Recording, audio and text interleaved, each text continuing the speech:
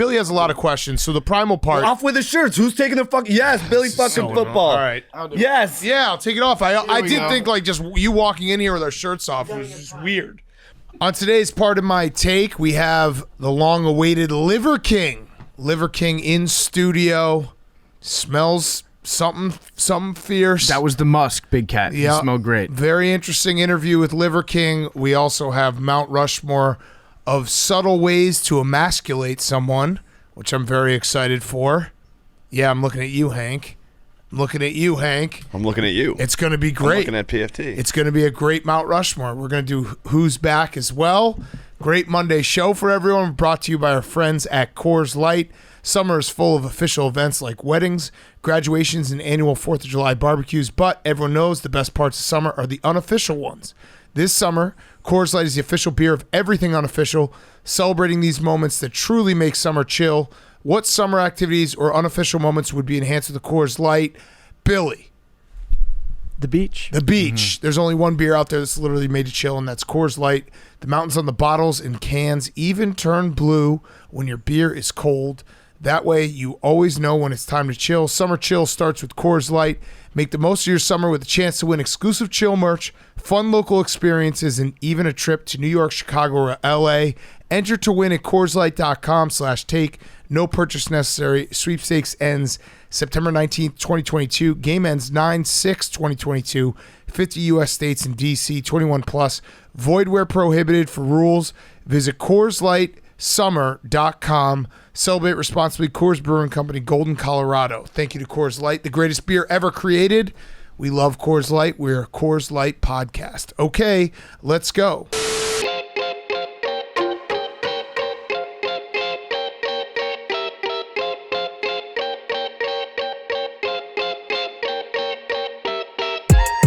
Welcome to Part of My Take, presented by Coors Light. Today is Monday, August 22nd, and we did it, boys. We have officially done it. We have just had the last weekend without football until February. That would mean that football is back. In other words, the last weekend, let me just say that one more time so everyone can let it sink in. It was the last weekend without football until February. I think 5th, the weekend of February 3rd will be the next time we have a weekend without football. That will be between the championship games and the Super Bowl. Every other weekend. You're just dismissing the Pro Bowl? Okay, yeah, the Pro Bowl, throw that in there. So until February, every other weekend has football. We've done it. It's here. It's amazing. It's so good to be back in the swing of things with football. Because I don't know about you, I've caught myself saying this maybe a dozen times since the Super Bowl. On Part of My Take, I'll just refer to everything that happens between February and August as the offseason, even though this is a year-round podcast. Correct. Just my brain thinks in terms of binary. Is football happening or is football not happening? Is it this week that we have Nebraska against Northwestern in London? An iconic matchup in Dublin. In Ireland. Thing. Yeah. No. Yeah, same thing. We got some real mixed lists in this podcast. Yes. IRA won't appreciate that. The week 0 slate I wouldn't say is like incredible, but we do have the Nebraska game. Scott Frost announced that his team is puking, his offensive line is puking 15 to 20 times per practice. That doesn't feel like it's, I don't know. Well, counterpoint. I feel like that's a lot of puke. Counterpoint. They were not puking 15 to 20 times per practice last year. How'd that work out for them? They actually were an incredible team against the spread. They were the best 3-win team of all time. I'd like to see Nebraska either doing steroids or puking, so I'll take puking. Yeah, actually a win for Wisconsin because their new offensive line coach is Donovan Raiola, who went to Wisconsin. So I'm going to count that for a Big Ten victory all around. They're puking 15 to 20. They might all be pregnant. When it was announced, everyone on Twitter was just like, that feels like a lot. No, that's a lot. That's the next generation of sabermetrics. Yeah. Like we've gone through all the analytics, we've used spreadsheets. I just wanted an offensive line coach in way too hiked up bike shorts. You know, the kind that your like Little League baseball coach used to wear? Those like blue bike athletic kind of shorts. I want a guy like that with a clipboard and a pen just marking down every time somebody pukes in practice. Yeah. The team that pukes more will win unless it's Teddy Bridgewater on the Vikings. It would be funny if it was just one guy who is just puking the whole time. So it's 15 to 20, but it's just one guy who just He just has a really bad gag reflex. My column for The Athletic, does Nebraska football have a body image problem? Yeah, maybe. Yeah, they're all bulimic. They're all just trying to get into, get it as skinny as possible for the gram. It just, when I saw it, I was like, oh, that's cool. They're probably badass, but there's like, let's hope that everyone stays safe for the rest of the training camp. Yeah, at least they'll fit right in Ireland. Scott Frost a lot of vomit over there. Scott Frost put himself into a nice spot for a future lawsuit if anything happens. Like, was he the one that gave that quote? He said, like, I personally witnessed that. Yes, he's like, it's awesome. Some things you just don't want to say in front of a reporter, and that would be one of them. Xin Frost also is at a point now where, like, he should have probably been fired a couple of years ago, and so he's like, what do I care? Let's just puke. All right, so since we're leading the show with football, we promised it on Friday's show. We're going to do a quick trying to wow each other with names of players in different places, because this happens right around now. You do your fantasy draft, week 1 comes and you're like, oh shit, that guy's on this team. I had that with Julio Jones when he was on the Bucks. But anyone want to start off? Yeah. I have some ones that, like, I have some in the camp that I knew it, and then but it still shocks me. Yeah, so I'll start with a couple, and then we can go around the room. Teddy Bridgewater, he's a Dolphin. He is a Dolphin this year. Yes. Jarvis Landry on the Saints. Yes. O.J. Howard, a Buffalo Bill. Yeah. Here's one that the two that I was talking about that's like I knew it, but I forgot it, and it would shock me when I see it week 1. Allen Robinson, obviously I knew was on the Rams, but that still is going to be like one of those things that I feel like we're going to have a lot of people complain about the Rams being too good because Allen Robinson is on them. Yep. Everyone's going to realize how good Allen Robinson is. Yes. For the first time. Yes. I also completely memory hold the fact that Amari Cooper's on the Browns. Oh, shit. Yeah. No, I didn't know that. Yeah. I mean, I remember the trade, and then I was like, wait, fuck, he's on the Browns. Damn. Yeah. Isn't that crazy? He went from the black Kirk Cousins to the black Ben Roethlisberger. That's wild. Yes. So that one shocked me. What do you guys got? Austin Hooper, Titans. Yeah. Okay. Yeah. Hassan Reddick, Eagles. Juju's on the Chiefs, and Sammy Watkins is on the Packers. Yeah. Oh, I forgot about Sammy. Yeah. J.C. Jackson is on the Chargers. Ooh, yep. Kyle Van Noy's on the Chargers. What? Yeah, and Khalil Mack obviously is on the Chargers, but that's another one that people are going to complain about being like, Bosa and Khalil Mack, not fair. Yep. Will Compton, still a free agent. Yep, year 10, loading. Did you know that Jabril Peppers was on the Patriots, Hank? He is. Yeah. He's still playing? He's on the Patriots. Guess what? The Bucks, their defense, I think, is the Gamma Sue He's retired? A free agent. He's a free agent right now. But the Bucks have Akeem Hicks. Yeah. Yeah. Crazy. Pretty good. Crazy. Bobby Wagner is a Ram. And still really good. Yes. So when I saw that he was a Ram, I was like, holy shit, that's crazy. He must be like at the end of his career. He was actually all-pro last year. Yes, so, he was. So the Rams got a good one there. Here's one that just makes perfect sense. DeMarcus Robinson, like, the fastest guy on the Chiefs, and everyone's like, he's a problem, all this stuff. He's a Raider. So it's perfect. Yep. Like that one, that's one of those ones I'll see. I'll be like, yep, that makes perfect sense. Yeah. Matt Breida is on the Giants. Okay. A.J. Brown, don't forget he's an Eagle. Yeah. He's an Eagle now. A.J. Brown is an Eagle, and remember, Hollywood Brown is a Cardinal. Yep. That's an important one to remember. Yep. Marquise Goodwin is on the Seahawks. Yep. I feel like he's on a different team every single year. Does he just do one? He bets on himself constantly? Yep. Jameson Crowder's a Bill. Yes. This is probably going to be people are going to be like, what did I just listen to? But there's also going to be a lot of people who be like, thank you, because you raised awareness to I forgot this most issue of these. that we all have. We're just getting ahead of the game. At this point in the season, it's everyone has this problem. Hayden Hurst is on the Bengals. Okay. He's going to make a big catch, and you're going to be like, oh, shit. They had to replace that downfield weapon that they lost to the Jets. Yes, exactly. Billy, what do you got? You got one? This one might be a little late, but Zach Ertz, Cardinal. Yeah, that is late. He played on them last year. I know, but it's back half. But thank you. Big Ben is retired. Tom Brady's a buck. People forget that. Good point, Hank. Matt Stafford is trying to prove that he's actually an elite quarterback on the Rams now. Andrew Luck retired. Yeah, good point. Billy, those were all jokes at your expense. I know. Odell Beckham still a free agent. Still a free agent. Chandler Jones, Raider. Really? Yeah. I forgot. Pretty good for them. Good for the Raiders. How about the other big Raider news? What was that? What was that face? You gave a face.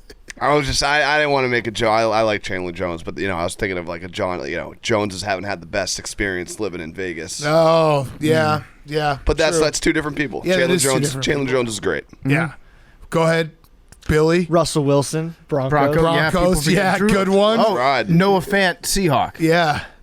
That his name kind of got lost in that whole Drew Lock, Russell Wilson. Noah Fant is he's definitely better at his position than Drew Lock is. Yes. I got a curveball. Oh. Joe Buck, ESPN. Yeah. Oh, wow. Yeah, good call, Jake. Damn. Troy Aikman. Al Michaels, That is a good Thursday one. night. Okay, Amazon, so yep. I was thinking about Al Michaels and Thursday Remember, Night not till Football week 2. because they debuted the Thursday Night Football anthem last week, and I guess it's perfect in the sense that it felt like I've heard it a million times before already. Well, people I think were also just mad about it because it was an orchestra, but like, how do you think all the other ones? No, that's what they all are. Yeah, right. And but they then, saw it, and then they're at like, the end "Fuck of it, this." they have like the electric guitar with a million points of reverb repeating the hook. That's what it's like on every channel. So Correct. they always have that same kind of setup, but it sounds like a blend of every other football anthem that you've ever heard. Right. I still like our Thursday Night Football anthem a little bit better. I'm a little bit biased, but I was thinking about Al Michaels making his debut.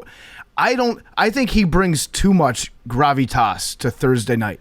Well, he doesn't have a Thursday Amazon night voice, especially. Yeah, he's got a Sunday night or a Monday night voice. I He agree. does not have a Thursday night voice. There are certain people that have Thursday night voices out there. Al Michaels, no, I do not want to hear him on a weekday. I don't want to have to go to work for a full another day before the weekend when I hear Al Michaels' voice. Yeah, it is gonna be weird. It is gonna be very weird to have Joe Buck on Monday nights. I'm not ready for that.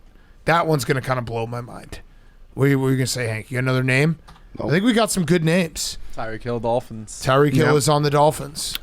Tom Brady, almost a Raider. Yeah. So there was that story that Dana White broke and Gronk confirmed. I think we talked about that on Part of My Take, didn't we? I think we said that Tom Brady was thinking about going to the Raiders. Well, no. So yeah, there was another team. There was always like another team with Tom Brady, not counting the Bucs or the Dolphins. Mm-hmm. A lot of people. There was a time when people thought it might have been the Bears, and then there was like, I think there was a Chargers thing that went around. But the fact that like if you look at the quotes now afterwards, where like reading them back, it's very funny to be like he's talking about Derek Carr because he said.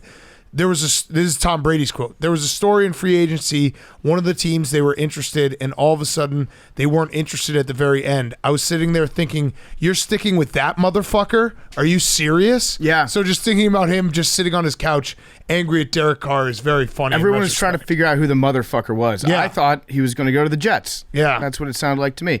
But I think that like Tom Brady to the Raiders always kind of made sense in my head. Yes. Because they wanted a splash. They wanted, like, Las Vegas is still a relatively new city to have an NFL team. They wanted a big name out there. I always thought Tom Brady made sense. In fact, when they got Josh McDaniels as their head coach and Brady retired, I thought that there was a chance that he would come back and play for the Raiders. Right. Like, they just made that hire solely to get Tom Brady to come play for them. Right. And then all the shit went down and Tom stuck around in Tampa Bay. But I feel like it was in the back of his head to go to either the Dolphins or the Raiders. I know Hank doesn't like hearing that, but that's just the fact. I mean, you probably would have preferred that he go to the Raiders instead of going to the Dolphins in the division, right? Yes. And also the idea of John Gruden with Tom Brady would have been very funny. Oh, yeah. He would not have allowed Tom Brady to take 3 weeks off to go on The Masked Singer. No. Yeah, that's the rumor that's going around that The dumbest rumor of all time. it would be the dumbest story of all time if he actually did that. So He can do whatever he wants, though. I've Yeah, become, but not the Masked Singer would be outrageous. if he actually misses training camp Yes. for that, yeah. Yes. I mean, what does he need to train? I mean, everybody needs to practice. You're going Allen Iverson on It's him? preseason for everyone, bro. I think he gets a little bit of leeway. Well, I for do the think it'd Masked Singer, though, that's where it would be ridiculous. I don't think it's true. The thing is, I don't think that Tom Brady would sit here and tell you that even he needs to practice. He's like Right. obsessive about that sort of thing. If he's, I've gone like overly woke on this now, and I think that it's a rumor that was started by the Masked Singer because people are definitely going to be tuning in trying to figure out, is that Tom Brady? It's the one show that you can basically get all the way through the episode being like, maybe it is Tom Brady. Yeah. Yeah. The fact true. that show made it past one season is just, it's a tough look. Dude, for our everyone country. watches it. It's crazy. Yeah. There's it nothing is. to watch. That's a good. Well, it is kind of cool because like you don't know who's singing, and then they unmask it. That's the thing, Hank. Is at the end. We should do the Masked Podcaster. All right. C-suite Hank think that. All right, so like if I have a mask on, I'm like, Hitler didn't have that many bad ideas. Well, who would I have been? No, Billy. 1 second. Stop. No, we cannot have that out there. You guys cut me off before I finish the sentence. It was because he's too much of a pussy to actually have committed the crimes.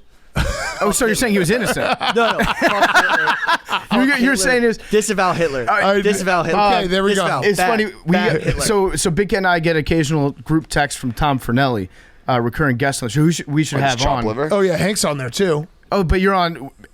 Big Cat and I are in some side ones with Tom. Damn, you're probably you are on this chopped one liver. too. So he sent a side one and then sent you guys a side one? No, I just couldn't remember if you were on that one. Got it. But he said Billy's the first person in history to use but I was just giving orders. Defense. Yeah, no, because there's always like there was good Germans or like they're Hitler. just in war. I They're was getting following orders. No, orders. he Fuck was just Hitler. He was just Fuck giving Hitler. them out. Yeah. Yeah. Fuck Hitler. Oh, okay, nice. But you just No, stop. It's you not whispered funny. It's but. not You whispered funny. but. It's not funny. It's not funny. How was he at? It's not like, funny. Billy, It's content, really scary. content of his message aside, how was he at public Fuck speaking Hitler. from your point of view? Fuck Hitler. Fuck Hitler. What about his art? Fuck Hitler. Okay, good job, Billy. You finally came out and said it. No, Jesus Christ. First 23 years of your life. Does it feel good like a weight's been lifted? Yeah. It's like the worst thing ever. What's your dog's name again? Oh no. He's named after a baseball player. That one of your favorites, right? Yes. You remember watching? His dog's name's Whitey after Whitey Ford. Good dog. Very good dog. He shouldn't get stray shots in this. All right, what else is going on this weekend? The UFC fight was insane if people watched. I've actually never seen anything like it in UFC. Essentially, if you're not a big UFC guy, Usman, the champion, was beating the fuck out of this guy, Leon Edwards, who's from Birmingham. He's a badass. It was over, completely over. And one of those fights that was kind of boring. And with 1 minute left, Leon Edwards just crumpled him, literally crumpled him like a lawn chair with a kick to the face. And it was actually one of those moments. It's like, I was thinking about it. It's like, this is why I bought every Tyson pay-per-view well past his prime, because in the fight game, doesn't matter like how it's going, one shot can end anyone. Yeah, he caught him right on the button, just immediately crumpled down. Crazy. It just like completely paralyzed him with one kick. And he knew it too. Sometimes like in a UFC fight, if there's a big knockout, the guy will knock him out and then jump on him and try to finish it off. Mm-hmm. He knew the second his foot contacted his face, he's like, that's lights out. He was out. Over. Yeah. And then the reaction from Joe Rogan was awesome. Yes. I love watching his because he looks just so amazed, so full of wonder. Actually, I think that Joe Rogan's reaction to this knockout is exactly like Billy's reaction to listening to Joe Rogan podcasts. Yes. It was like, whoa, over and over. But it was very cool. Mm-hmm. It was a very cool sporting moment. I'm trying to think what else. We had the kids broadcast tonight on MLB, the Orioles and the Red Sox played. I said it before, but thank God Vin Scully's dead, because he would have been rolling in his grave. Jake, what do you say for yourself? They put my tweet on the broadcast. You see that? What were you saying? Good job, guys? Yes. Yeah. Oh, God. He said the future of sports broadcasting is in great hands. Oh, God. So I don't have a problem with the concept. However, if you're going to do an all-kids broadcasting team, you cannot have the play-by-play guy be 18. Yeah. He was not a kid. He wasn't a kid. He's, you know what? This is like Danny Almonte all over again. Mm-hmm. So he's 18. The Check his birth certificate. The analyst was 14. The silent reporter was 11. Okay. So They messed up quite a bit in the third and fourth inning. It is nice to I have Jake. apologize right away. What did they mess up? The count. Oh, wow. You can't do that. They got the wrong batter. It is great when we have Jake, and just anything that happens in the broadcast booth, we just blame him. We were just putting these kids. They are they look up. They probably have a Jake Marsh poster in their room. I don't know about that. Oh, yeah. Those guys are listening to this podcast right now and having me say shit like this. Hank, why are you pointing your finger? What do you? Oh, he's spinning something. Oh, okay. He's spinning. I Getting ready thought for the he was, Mount Rushmore. I thought he was ready to interject with something. Oh, also more big news today. Congratulations to Sister Jean. It's her birthday. Nice. Sister Jean is 103 in human years today. So very happy for you, you old bat. Yeah, and that turtle who's like 182. That thing. What is his name? Gregory. What was that turtle's name? Are you talking about Lonesome George? Yeah, George. No, Are you George talking is about the dead. one that escapes? No, The one, no. He's not dead. I mushed Lonesome George. He was the No. oldest turtle on the planet. Yeah. And I was supposed to meet him. I was in the Galapagos, and the day that I was there, he died before I had a chance to meet him. It's not Lonesome George. There's a turtle that's been alive for like 182 years. What the fuck is his name, Billy? I thought you'd be all over this. No, are you talking about Rocket from Wichita, Kansas, who keeps No. escaping into closure? No. Fuck it, You're thinking of Lonesome George. Oh, okay. I'm thinking of Lonesome George. No, Yeah. his ass has been But dead he's since dead. 2012. So why were people wishing him a happy birthday? What the fuck is that? When were they wishing him? Like 2 days ago. I didn't. No, I think That's they're news I to think me. they're talking about Rocket. I don't know what Rocket is. Rocket was another tortoise. Oh, you may be talking about the TikTok tortoise that just chases shoes. Oh, the racist one? Racist tortoise. The racist turtle? Jonathan. Here it is. Jonathan. Jonathan is the tortoise turns 188 today. He's the oldest living land animal alive. People were wishing Jonathan a happy birthday. I don't know. Wow, Jonathan is a world famous 190-year-old See? gay giant tortoise. Yeah. He is gay. Yeah. No, I knew that. Love is love. Dude, he actually is a pioneer. He was gay, like, he's 190 years old. Yeah, so I was right. People were wishing him a happy birthday. It was like Saturday or something. Jonathan, the blind, gay, sex-crazed giant tortoise, is now the oldest to have ever lived. Does that mean the oldest gay, blind, sex-crazed tortoise or the oldest tortoise? Both. Yeah, probably both, yeah. Billy, I'm not. You should have been on this. This is your. Well, the description was. There's many I was like, there's a fucking old ass tortoise that There's got many everyone old was saying happy tortoises. birthday to. 190. That's crazy. that they find snapping turtles with Civil War musket bullets in their shells. That's insane. So yeah, shout out Jonathan. He's fucking old. We should actually put him in the. He should win a takey next year. And maybe he'll die. That would be funny Yeah. if the takey actually killed him. Oh, he had a partner named Frederica, and she was his lover, his spouse. His beard? Yeah, well, check this out. So Frederica, she went to get a checkup at the vet, and they looked, and they're like, "Oh, that little tiny thing that we thought was just like a lesion on your shell, that's your dick." Mm-hmm. Frederica's dick is so small that they thought it was a chick for a while. They thought it was a clit. Yeah. Yeah. Okay, so shout out Jonathan. He's just been living his best gay life. He should go on out and about. Mm-hmm. They should have him on. Put him on the Jonathan, truck. 190. Dude, think about how. What year was it? I can't do math. 1886, I think. Wow. That's insane. Him and Jake Plummer. Yeah, Was live called him forever. Jay I Cutler. bet you Jonathan eats mushrooms every single day. For sure. Okay. Anything else in the sports world? I think that comes. I mean, football's back. I'm so Football's excited, all the way guys. back. Albert Pujols making a run for 700. It's I pretty actually cool. rather it's not- It's very cool. I'd rather not talk about Albert Pujols. I'd rather talk about the fact that Yadier Molina just took a weekend off from the Cardinals because his basketball team was in the championship game, and he took like personal leave. Did you see that? I don't he- believe that. Jake? No, I didn't see it. Yes. I gotta look it up. Yes, Yadier Molina. He asked for like the weekend off from the I don't Cardinals. think you can play basketball. No. You're a professional Like he baseball owns player. a basketball team in like I think in Puerto Rico, and he was like, I need the weekend off for personal reasons. And then I'm pretty sure there was a picture of him with a cigar and the trophy because his team won.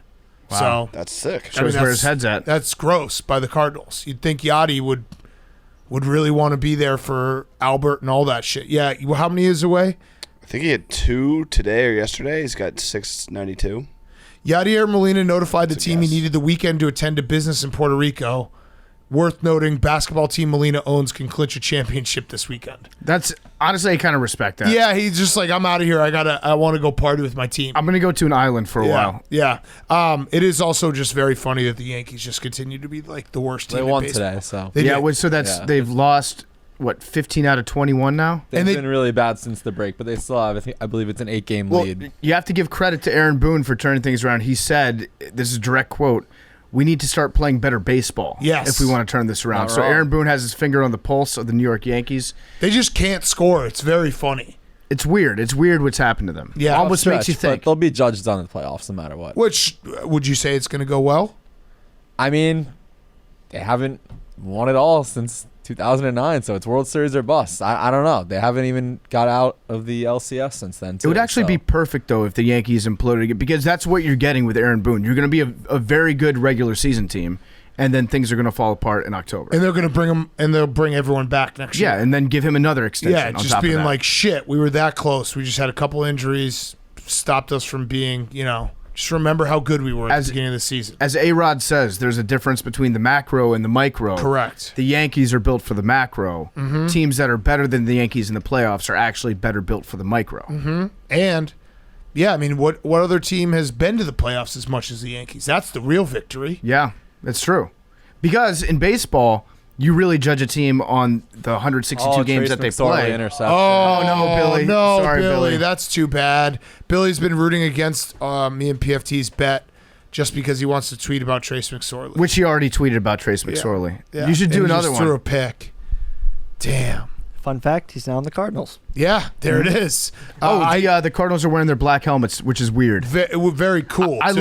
like them, but it's weird. Yeah. I think it's only weird because they're going up against the Ravens, who also have the black helmets. Yes, I think these helmets are going to play in the regular season. That was a bad Kyler's pick. going to look extra tiny in these helmets, though. That was a bad pick, Billy. Tough one. I like Trace McSorley, but the way you were rooting against us makes me not like him. I wasn't okay. You were definitely rooting against our bet. I just wanted him to score a touchdown so I could throw it on a dime. But you did it anyway Yeah. for like a 10-yard gain. So we're good. We're all good. All right, let's do Who's Back. Then we have Liver King. Then we have the Mt Rushmore of subtle ways to emasculate someone. Who's Back is brought to you by our friends at HelloFresh. Savor every last second of summer with HelloFresh.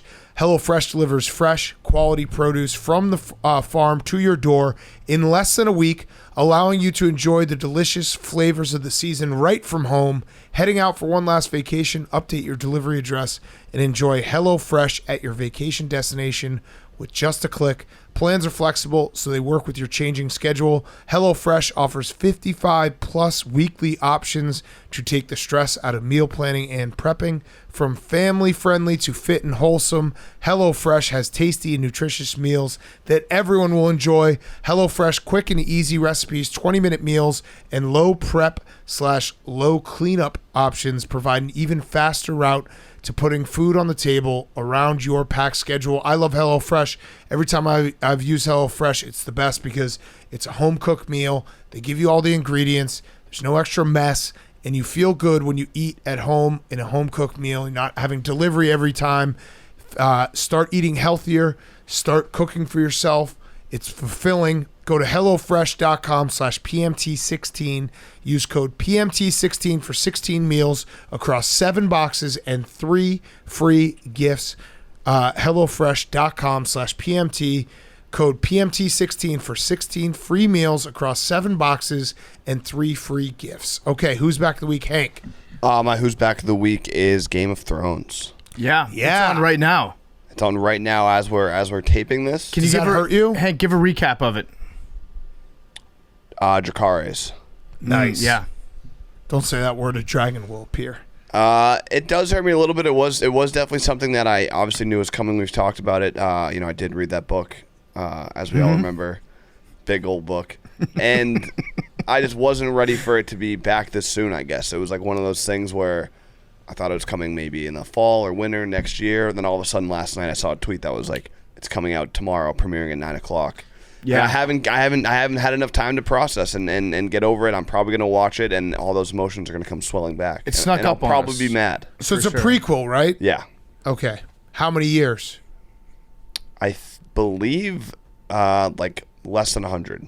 Oh, So it's got the Mad King in it. I half think of the Jonathan. Mad King is the king, I think. Oh, so it's like, so we're just, I thought it was like many, many years, So did I. but it's not. I don't think so. I'm going to have to watch If we're first episode wrong, and report people are back. going to be very mad at this point of the show. I think it's 200 years. Okay. I think you're very wrong. Oh, I looked it up. can we get it? Can we get the exact amount of years? Look it up. I want to it's a know. prequel? Yeah, are they going to have like completely different technology? Is it going to be like primitive technology compared to what they had in Game of Thrones because it's 200 years earlier? Well, no, but I think this is more like, I think Game of Thrones went backwards because this is with a bunch of dragons in it.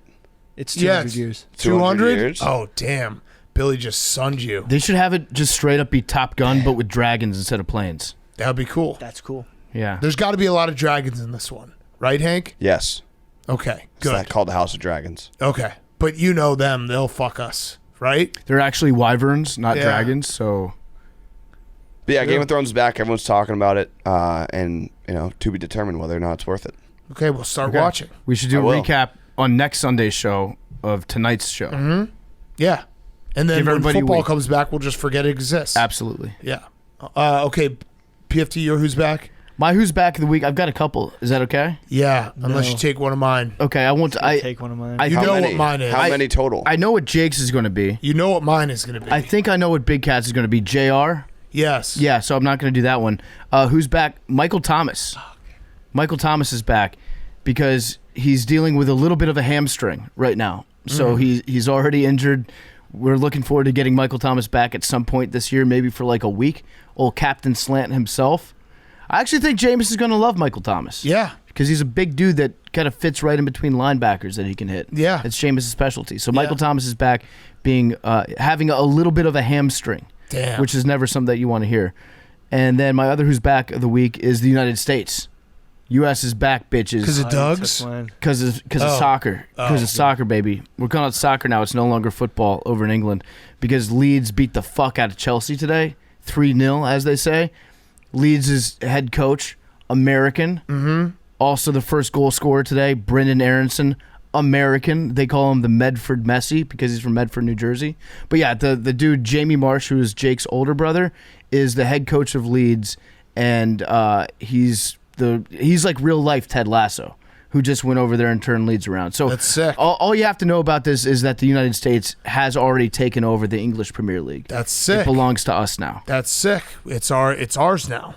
All right, my who's back, is Josh Rosen. He is on the Browns, and in classic Josh Rosen fashion, he got in for, I think, an entire half. He went 7 for 20 for 88 yards. No TDs, no interceptions.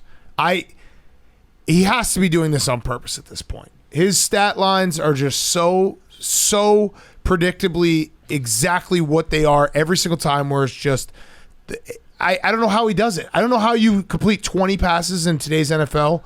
Or sorry, not complete, but attempt 20 passes and have 88 yards. He takes shots, man. That's what he does. Crazy. It's crazy. And I still will stand on the mountain for Josh Rosen and be like, he didn't get a fair shot. Someone will give him that fair shot, and they're gonna. Well, I think he said there's 9 teams that passed on me, and they're gonna regret this forever. It was all-time backfire, like trying to do a Tom Brady, like I'll always remember who passed on me. Yeah, I don't think anyone's worried about passing on him in the draft. He looked capable. I saw some of his highlights, and He always does. he looked capable out there. He's always going to look like a quarterback. Yeah, his And throwing form is good. That's half the battle in the NFL. If you look like a quarterback, you will be able to have a job as a backup for a long time. What's his name? Chase Daniel. Chase Daniel looks incredible right now. Yeah. Looks like he can. Chase Daniel will go out there, throw for 180 yards on like 11 of 16 passing, and you'll lose by like 10 points. Yeah. But that's all you need your backup quarterback to do. Yes. But it's good to see Josh Rosen back out there.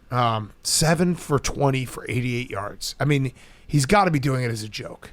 It's so perfect. It's a good bit. It really is. Because it's a memorable bit. He was Yeah. trending for a while. It's good. Good job, Josh. All right, Billy.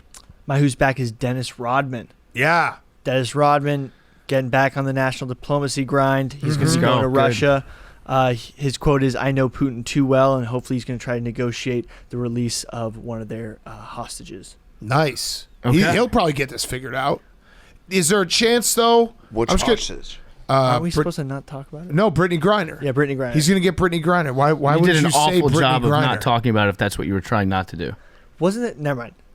We're not supposed to talk about it because Because then Putin they might think, be listening. Because then they think she's too large of a being. They try to get a No. bigger hostage No, swapped. Big Cat's right. Putin's a longtime stoolie. Yeah. He's a huge spitting chicklets He's like, guy, wait, actually. we have Brittany Griner? Yeah, Putin is right after this. He's competing in the next Chicklets Cup. Yep.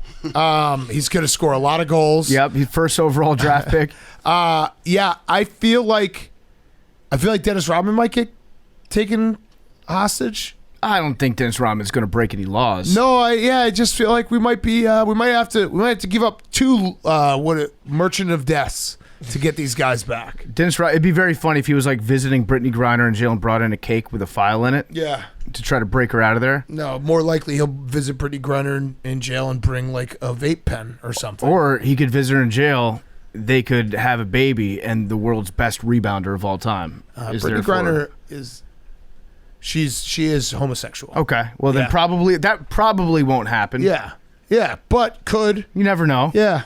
Love, well, no, that wouldn't be love is love. Life finds a way. Yeah. So Dennis Rodman is going to Russia to free Brittany Griner. Okay, good. It's going to get done. Ambassador Dennis Rodman. Yes. Recurring guest Dennis Rodman. Yes, recurring guest Dennis Rodman. Jake.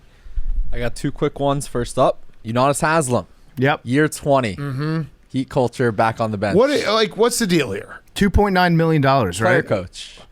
But you could pay him less to just be.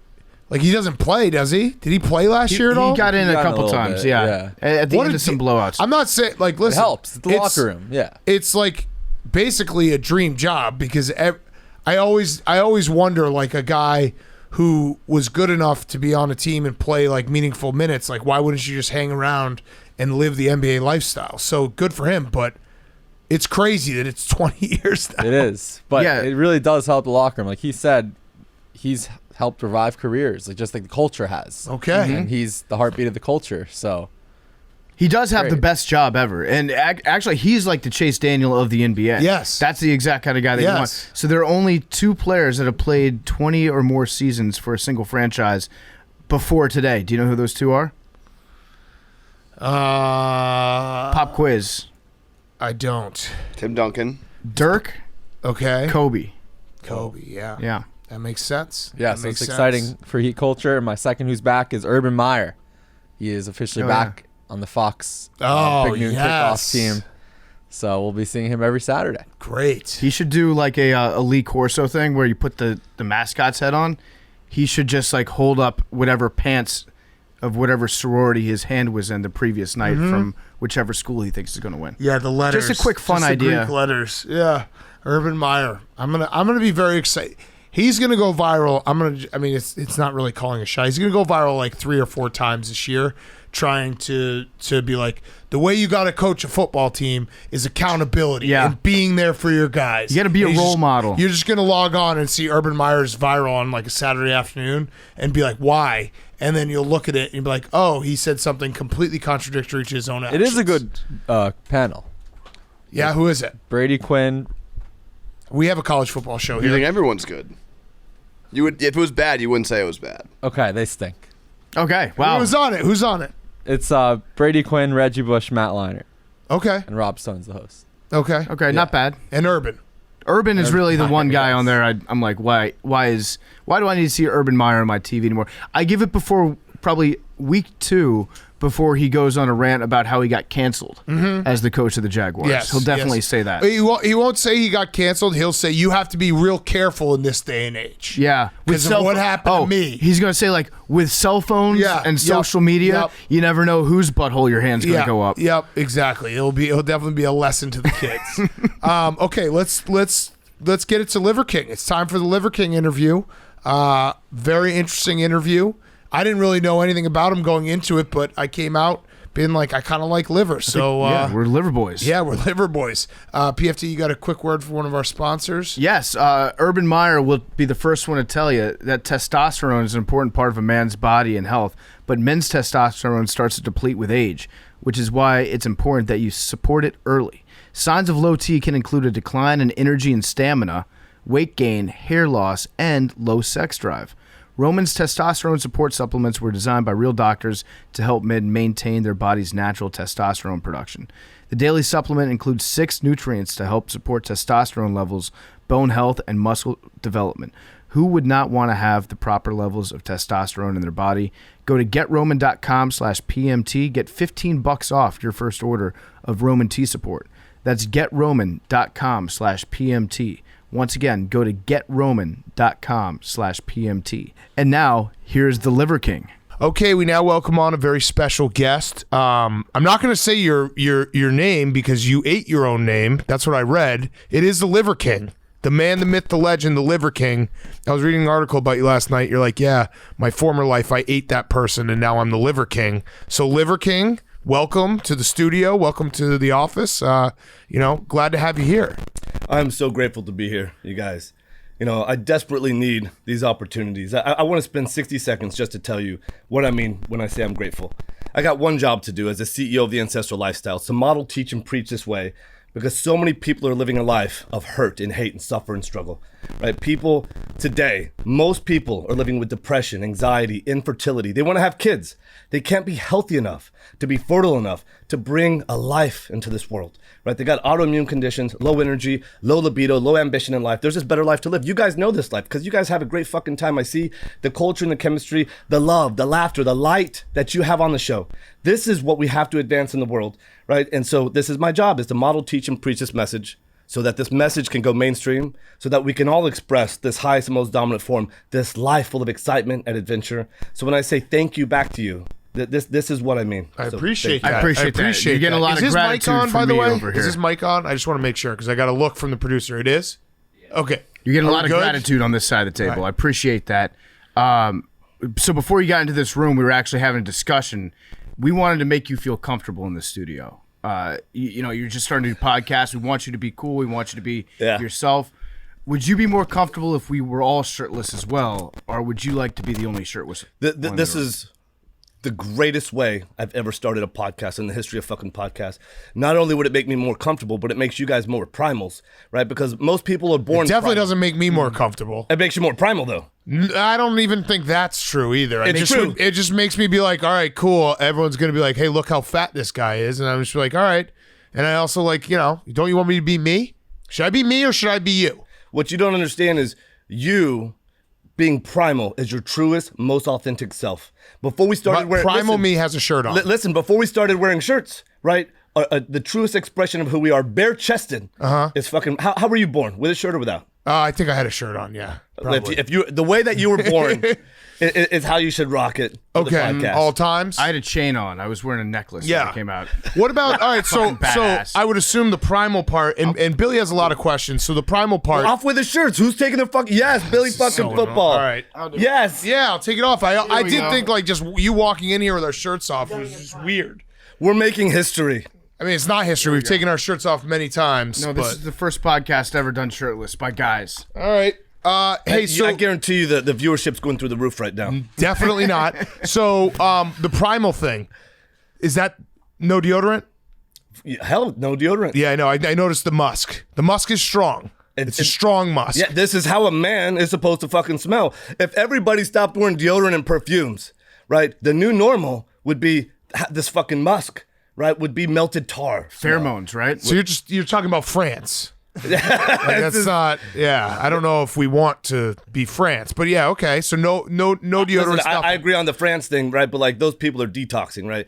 The way the fucking badass American lives, right? You go fucking chop wood, you go do hard fucking work, multiple workouts a day. The way that we eat, the way that we sleep, the way that our fucking attitude, there's a different smell to that. There's a different smell, and pheromones is exactly what I'm talking about. If everybody's living a life like this, you get an attractive woman in here. Right, She's gonna try to fuck us. You close. She's gonna close her eyes. She's gonna pick that fucking American. Yeah, because he smells like this. Yeah. I like that. Yeah. So you said that you ate your former self. How did you taste? Oh man, like strength. Yeah, like courage. Yeah. like brute fucking force. Right, I inherited all those qualities. Right, but the whole thing is like it's the growth mindset. Right, earlier what I was alluding to, like I call this primals. Right, this is how we were born. Right, and then somewhere along the way, we became mindlessly compliant. We became obedient. We domesticated ourselves. Right. We started standing in line. We started wearing shirts. We started shaving our faces. We started putting on suntan fucking lotion. Right, and for what? Because somebody fucking sold you on the idea. Right, but our uninhibited, truest form. Right, that's what a primal is, and it's the way that we speak, the way that we look bare-chested, is an expression of what we believe. What about like medicine and shit though? Because we weren't taking penicillin back then, but now we have stuff that doesn't let us die when we're 20. There's interesting things about this related to this. I like the acute medicine that we have today, right? But a lot of the long-term shit that we do is to our detriment. Like, right? Well, so let me tell you this. People always make this criticism. Oh yeah, you're promoting the ancestral living, but our early ancestors lived to 30 on average. This is what people say all the time. Stupid shit like this, right? And here's the fact: is you call what we're doing today living. You call going to a job that you hate, coming home to a life you don't love, putting on Netflix, sedating yourself just enough with medication to get hard and to be happy. Call that a day, call it a week, call it a month. This is your fucking life. You call that living? This is how we exist today. Okay, but then on the flip side, like not everyone can be Liver King, right? First of all, like you have your Liver King. We can't all be Liver King. Why not? I don't know. I mean, if we had a world full of Liver Kings, I don't think it would work, Well, right? you'd no longer someone be has, Liver King. Yeah, someone has to go to be work. Some guy. Everybody's born with the same primal potential to be a self-fucking made king, right? And so this is my job is to turn everybody into a fucking king. These 9 ancestral tenets that I'm model teaching and preaching. I'm gonna say it real quick. You'll never remember all of them, but it's sleep, eat, move, shield, connect, cold, sun, fight, and bond. What does ancestral tenets mean? Like how did you come up with that? I should have asked that to begin because this is obviously what, your website and everything that you're talking about. So how did you come up with all those? Yeah, first I came up with it because my kids were sick as fuck. They were taking ambulance trips to the hospital. They couldn't breathe. And then the hospital wouldn't release them because they still couldn't breathe. And so we had to give them EpiPens, Benadryl, you fucking name it. Like we didn't know what was going to happen to our kids. So out of medical necessity, we figured out, hey, enough is a fuck enough, right? Nobody has the answer. I'm going to go figure this shit out. I stumbled upon this whole idea that there's these forces that shaped us to become the baddest fucking mammalian predators that ever lived, right? Genus Homo, this is us. And we've done something since then. We started eating processed food. We no longer connect with the sun. We no longer connect with each other. Mm-hmm. You guys know the electricity that you feel in here. When you connect with each other, you connect with a guest, you put down the fucking phone, right? So sleep, eat, move, these 9 ancestral tenets is a way that I organized this sort of ancestral living. It's the way that early ancestors lived. It's the way that modern day primitive culture tribes live. I've gone and visited with 6 primitive culture tribes in the Amazon and in Africa.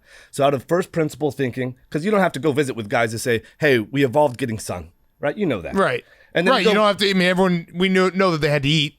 Right, exactly. Yeah. And what did they eat? It wasn't processed food, right? And so then I went to visit with these primitive culture tribes to say, hey, is my thesis accurate? Is there something I've got wrong, right? Did we not connect our bare feet to the ground, right? With the advent of modern day shoes, elevated beds, buildings, and cars, we hardly ever come in contact with the earth anymore. When's the last time you had your bare feet connected to the ground? I played tennis at Big Cat's summer house, and I took my shoes off. I got so clay. with It was on the clay. Good. Yeah, It was no nice. big deal. Yeah. That is a big deal. Yeah. What about you? I think it was yesterday. I was out. Billy got dunked on You got so dunked hard on that in a basketball his face game. rubbed against the ground. Yeah. I'm not gonna lie, Liver King, like the musk is kind of growing on me. This is kind of fucked up that like I don't hate it anymore. And we need to all smell like this. Yeah. I don't know about that part, but like it is kind of it's strong, but it's growing on me. It's how real fucking man smells. Damn. Yeah, so Damn. what would happen right now if I adapted like full on the primal lifestyle? If I ate everything you eat, if I just like shocked my body into that? I'll give you like a little example because like where I'm at right now is last night I drank a Coke for dinner. I had soup that I ordered in. This morning I had Taco Bell breakfast and 2 cups of coffee. So like my body is full on just like stereotypical American diet right now. If I were to do the primal lifestyle, what would happen to me? First of all, everything there's subprimal, right? Mm-hmm. And if you start immediately with a primal lifestyle, first of all, you're going to smell like shit at first because you're going to detox all that nasty shit you've been eating. Mm-hmm. And then after that, you're going to smell like me. But more importantly, just think about this. Eat is only one of the 9 ancestral tenets. You fix the way you eat. My name is Liver King because there's one major thing you can do, a major lever you can pull. Start eating liver right away. Can you give it now about that? Do you have it like in pills so I don't have to actually eat it? You know what? Yeah. Number one, yeah. Number 2, where's the food? Where are my presents? Oh, you brought presents. You brought presents? Guys, somebody bring the fucking presents. Okay. Yes, you Liver King rolls with like, you have like 20 people with you. You got a squad. It's deep. This is how a king lives. Yeah. This is how a king lives. So what's going to happen is you're going to express a higher and more dominant form, right? I don't know if you consider yourself an 8, 9, or 10 right now, but you're going to level up. And then you're going to attract your complementary opposite. So whether you pull 8, 9s, or 10s right now, you're going to level that shit up too, right? Because a king pulls a queen. So what's going to happen? You're going to express a higher, more dominant form. You're going to progress in life. You're going to be happier in life. Okay, we got the liver and stuff. Is this liver coming in here? This is the present. Subprimal. Oh wow. Wow. Here we got some gifts for y'all. Okay. We have some of the primal foods on here. We got some raw okay. testicles. We got raw spleen. We got bone marrow. We got raw heart, raw kidney, and of course we have liver. Okay. So the good news is Billy really wants to try all this stuff. That's why we brought it. Yeah. Yeah. Okay, yeah, he's gonna try it all. Why doesn't the rest of your team have their shirts off? You know what? There can only be one king. Right, but isn't the whole primal no one else is living their primal life? You know what? From now on, nobody in the fucking tribe. Okay, I like that. I like it because I'm just curious. Like the people that you have around you, are they doing everything that you do, or have they not bought all the way in? Is it just a 9 to 5 for them, kind of? My inner circle tribe, everyone in my family, liver queen, liver boys, they all live exactly the same way I do, just different proportion. The guys that are doing the 9 to 5, they may not be full primal, they're somewhere in the middle. Yep. Right, but I really want to answer your question. Your life's going to be happier. Your life's going to be more fulfilled. I don't know if you, hey, we got to get at least a piece of liver to these guys because they're already primal. Let's at least get them a piece of liver. Which one's the liver? Right underneath liver king. Which one's the liver here? Right underneath liver king. To your Eat some right. liver with some fava beans and a nice candy. That's the liver? Yes, sir. The testicles taste the best. Have you seen Silence of the Lambs? When I was little, and you don't need to use a fucking toothpick, man. Just grab that shit with your. I'm gonna go primal. I'll just eat it. Is it bad?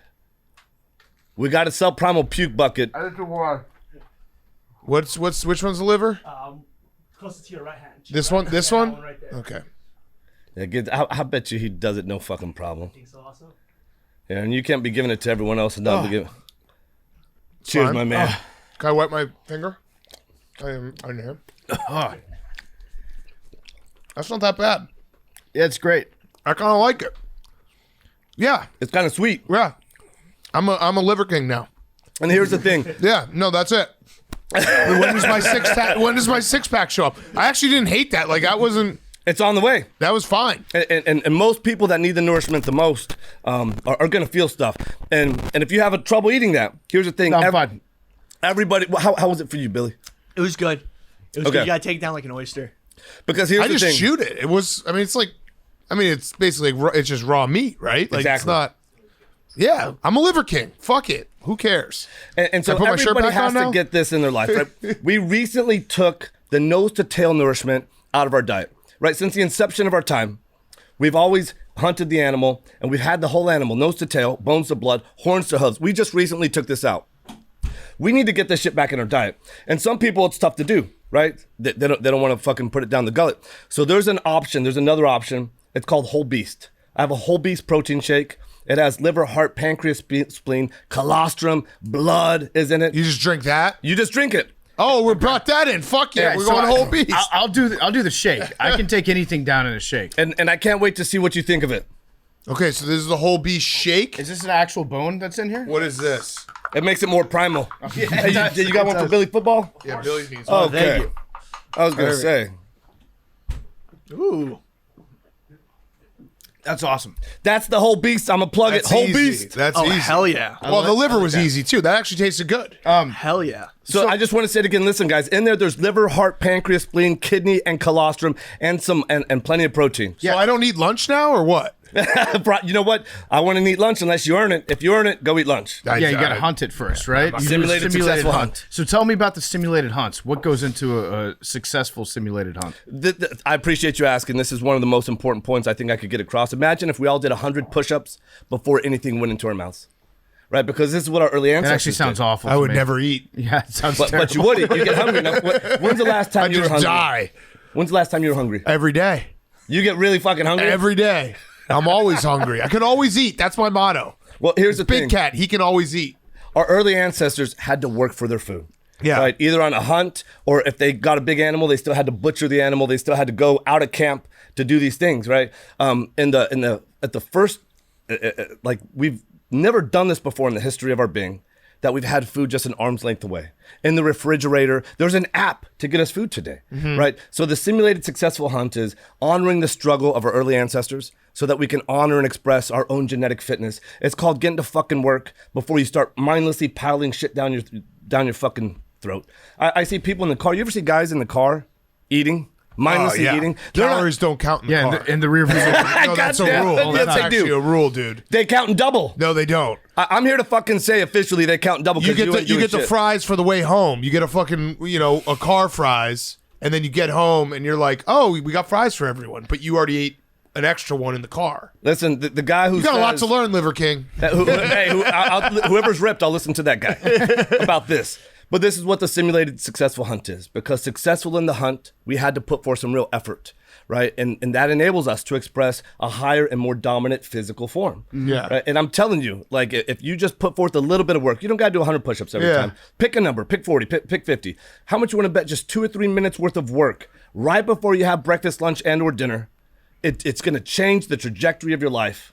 Okay. So when we were going on a cross country trip to the Super Bowl, and we got stuck in Arkansas, and we walked like a quarter of a mile to a Sonic, and we said like, okay, this is a simulated hunt, and then we ordered Sonic drive-through, and we sat down, we ate our fast food. Does that count? 100%. Okay, cool. I like that. Okay, so all right, here's another question. We're gonna get to Billy in a second because he has a lot of questions. But like, so I'm no shock to you. I'm not like big into fitness, they may say. So I'm not like super familiar with everything you got going on. What do the critics say? Like, what do people who don't like Liver King say? And how do you respond to them? Because I honestly don't know. Like, if some people are like, oh, this guy's full of shit for this reason, that reason. Like, what do they say? Yeah. There's a few things I'll share back there. Number one, this is the vocal minority, right? The overwhelming amount of primals are so excited, right? Because they recognize the opportunity to live a better life. So this is a vocal minority. Number two, I don't know how they can hate on their own species so much, right? This is not really something I invented, right? These are our ancestors. These are your ancestors, right? And number three, look at how desperately the world is hurting today. What I would say back to the haters, the critics, the conventional thinkers is you had your fucking time. You had your chance. It didn't fucking work. 80% of the population is struggling, living paycheck to paycheck, right? We're a status-seeking society.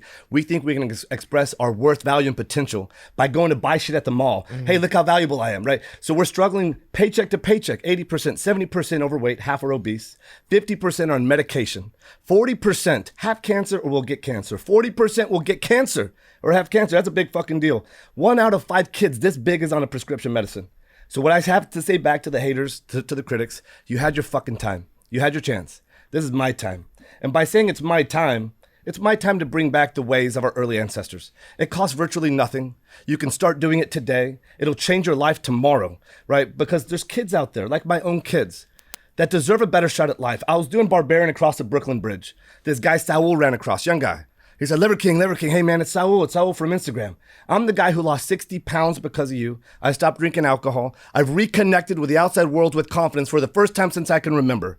I got a primal named Kat that couldn't have kids. She adopted the ancestral lifestyle. After 2 years of infertility treatment, she birthed a child. Right, this other guy, Ben, this other primal Ben, had an HSCRP over 100, hospitalized, bleeding out of his ass with intractable Crohn's disease.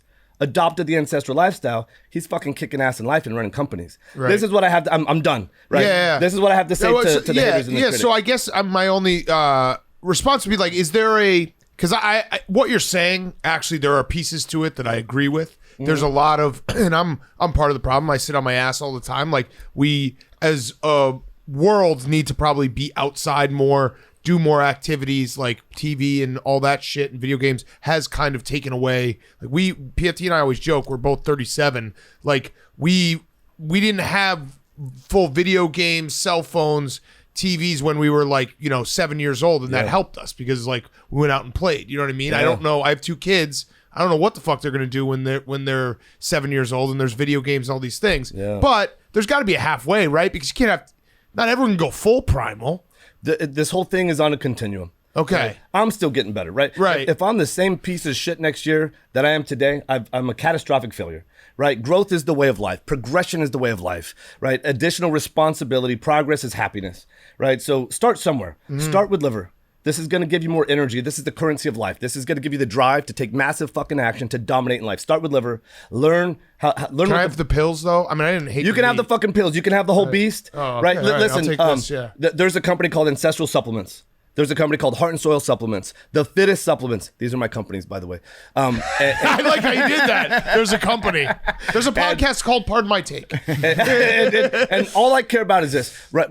There's a continuum. I say go on a hunt. When you have that connection with the land, when you can go out and walk and stalk for 15 miles, and you're stalking an animal, and you learn about to read the wind. When you learn to read the land, there's no video game that does this for you. This is why hunters love to fucking hunt. If you can go on a hunt, go on a hunt. If you can't do that, go to a farmer's market, go to your butcher, go to the grocery store. If you're not gonna do any of that, I got a fucking easy option for you. I got something you don't have to taste. I got a pill for you. Right? This is the low-hanging fruit because you got to get this nourishment in your diet. I'm telling you, this is going to give you more energy. It's going to set you off on a different trajectory. Start lifting heavy shit after that. This whole thing is on a continuum. You're not going to go from playing video games, watching TV, being a complete subprimal to being a full fucking primal barbarian fucking king. This whole thing lives on a continuum. As long as you commit to the growth mindset. Tune into my stories, man. If you tune into my stories, you're going to get this sort of message every day. There's a Liver King philosophy. And it's about just making progress. Not perfection, but progress. And along the way, you're going to say, holy fucking shit, I didn't know a life like this was possible. Let me tell you that this story, how primitive culture tribes live. They're the happiest people you'll ever meet. They got no video games, no material possessions. They have football? They have NFL? No. I don't know. I'm out. Yeah. So imagine having what they have, but also having football. Okay. Okay, now I'm in. Right? Now I'm back. And so Good sell. So let me tell you, we're on a hunt with the Machiganga tribe. They go to shoot a monkey. The arrow comes back down, and it's the broadside of it strikes my camera guy in the side. Doesn't pierce him, but hits him, right? Close fucking call. They laugh their asses off. This is the funniest thing they've seen all day. Right? The electricity, the chemistry, the culture that these guys have, the fulfillment that they have, no material possessions, right? And they're loving life. So they got something figured out. By default, they're living all 9 ancestral tenets. Bring football into that. Football is almost as primal as the 10th tenet. Yeah. I'm with that. Okay. Yeah. So the 10th tenet is actually whatever the fuck I want it to be that fits the narrative for the moment. But more importantly, what people need to realize is sport and football, the more fucking, the bigger the consequence, the more primal it is. This is a primal expression, a true authentic expression of who we fucking have always been and who we are. Football is almost as primal as it fucking gets for good reason. Right, so yes, football. Okay, good. I'm in. So I had one last question before Billy jumps in. How much blood do you drink? Ooh, good question. A lot. Every time I go out to Liver King Ranch, we harvest some blood. Wait, you don't live there? I have a couple of ranches. Okay, all right. Where do you live? Liver King. Is that? The I like the branding. The branding is Do you have a incredible. castle? Yeah. Yeah. Liver King Castle and then Liver King Ranch. Like I said, you're great at branding. So I call it Liver King Cave. We live on the lake on 20 Okay, acres. cave. Yeah. All right, nice. I like that. Yeah. 35 minutes north, we got Liver King Ranch. Okay. I'll tell you what. I'll adapt some of these ancestral tenets if you meet me halfway and because I feel like you would really love adopting some of our tenets and like experiencing some of the joys that we get from our lifestyle. Like if you go to Cinnabon once a month or something like that, go to a mall, hit the food court for a second. I'm down. Let me tell you why I'm down. Ancestral tenet forest shield. Right? If you've built a more biologically robust being and you want some fucking poison, have some fucking poison. I have poison every Saturday. I poison myself for every Saturday. I like that. Cheat day. So I don't even call it a cheat day, right? This is called deepening. Poison day. It's even more badass. And you know what? I deepen the bond with whoever the fuck I'm with, right? It expands the proportion of my living. I never shrink back to the original side. The benefits far exceed the consequences. I'm down. Let's fucking go to whatever that place is you said. I'm happy that came up because I think a lot of times when it comes to influencers, fitness people online, a lot of it is like you can't have every day be like, I'm lifting all these weights and I'm eating perfect. You know what I mean? Yeah. So there's got to be honesty there. I appreciate that. Like there is a poison day. And the message is go earn that shit. Right. Because when you earn that shit in life, when you've completed a real rite of passage. It feels good. You're right. You're absolutely right. When you like work out really hard and then you have a good meal, it feels good. Yeah. So what's poison for you? What is poison? Yeah, what do you poison Yeah, yourself with? what's poison day look like? Alcohol and mushrooms. Oh, yeah, okay. Yeah. I'm in. Yeah, that's the 11th lifestyle right there. Nice. And Okay. I'll spend 10 hours with Liver Queen at the top of our fucking mountain, and there's nothing better. You have a mountain? Well, it's a metaphorical mountain. Oh, okay. Got it. It's a metaphorical I know. mountain. Yeah. Someday, I mean, your life is wild. So, like, I don't know. When you say you have a mountain, I'm like, oh, he's got a fucking Yeah, mountain. but listen, I'm with the Maasai. They're drinking blood. I had never had Yeah. blood before, right? If I'm with the Maasai, I drink blood. If I'm with you, I'll do what you do. Because ancestral tenet 8 is bond, right? I'm going to bond with you guys. I'm going to bond with these I like guys. that. The benefits far eclipse any of the cons. Yeah. So I'm down. You adopt some. Let's meet each other halfway. Yes. I like that. And we'll go up. We're going to get back to Liver King in a second. Before we do, he's brought to you by the National Highway Traffic Safety Administration. Let's say you're hanging out with some friends, putting back a few drinks. A few becomes a few too many. As the evening comes to an end and people start to head out, you think about calling for a ride. But no, maybe you live nearby. You can make it home okay. It's no big deal. What are the odds you'll get pulled over anyway? And even so, what's the worst that could happen? Your insurance goes up, you lose your license, you lose your job, you total your car, or you kill someone. Everyone knows about the risks of driving drunk. The results are tragic and they're often deadly. However, that still doesn't stop everyone from getting behind the wheel while under the influence. That's why police officers are out there right now looking for impaired drivers on our roads to save lives. So if you think you're okay to drive after a few drinks, think again. Play it safe, plan ahead to get a ride. It only takes one mistake to change your life or someone else's forever. This is a sincere request from the boys here at Pardon My Take. No drunk driving. It's a holiday weekend coming up. No drunk driving. Don't want any of you guys to go to jail, go to the hospital, or hurt or injure or kill someone else. Drive sober or get pulled over. And now here's more Liver King. I like that. Yes. Billy, I know you've got tons of questions. Billy loves I'm you. sure they're all great. Loves you. Love your stuff. Love all the tenants. I want to get into a couple of the other tenants, but first, we had on the show a couple weeks ago John Sally, who's a very outspoken vegan, and he was very critical of any sort of carnivorous consumption against meat, saying that meat eaters are scavengers and they're eating rotting flesh. Yes. And I want to see your sort of the flip side to that argument of why just solely a plant-based diet is detrimental and doesn't, live up to your true primal ancestral self. First of all, was he wearing a shirt? No. How did he look? No, he was wearing a shirt. I mean, he's in great. very good shape for his age, and he also has he's got multiple NBA championship rings. And how Former long? NBA player. Did he play for the Pistons? Yes. Yes. I know who he is. Played for the Pistons, I grew played for the up in Lakers, the played for 80s. the Bulls, played for all over the place. So, how long has he been vegan? I think a good 30 years. Ain't no 30. way.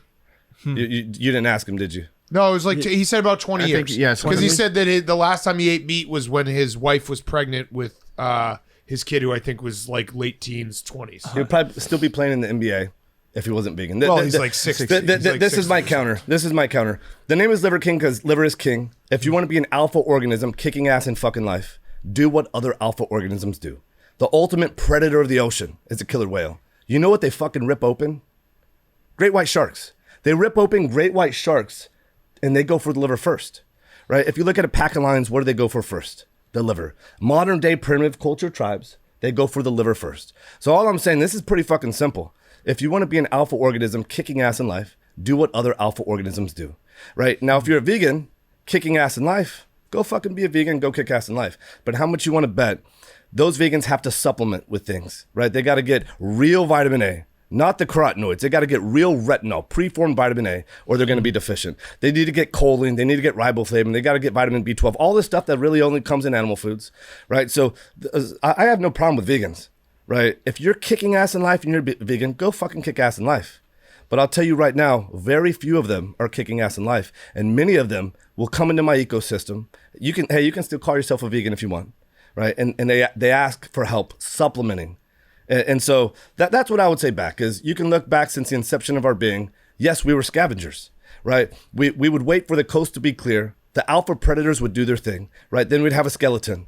And then we would go and we would harvest the craniums and the femur bones. And we learned with percussion technology how to crack that shit open. We would take out the brains. This is what made us fucking human in the first place, right? We were scavengers. We were meant to eat rotting fucking meat.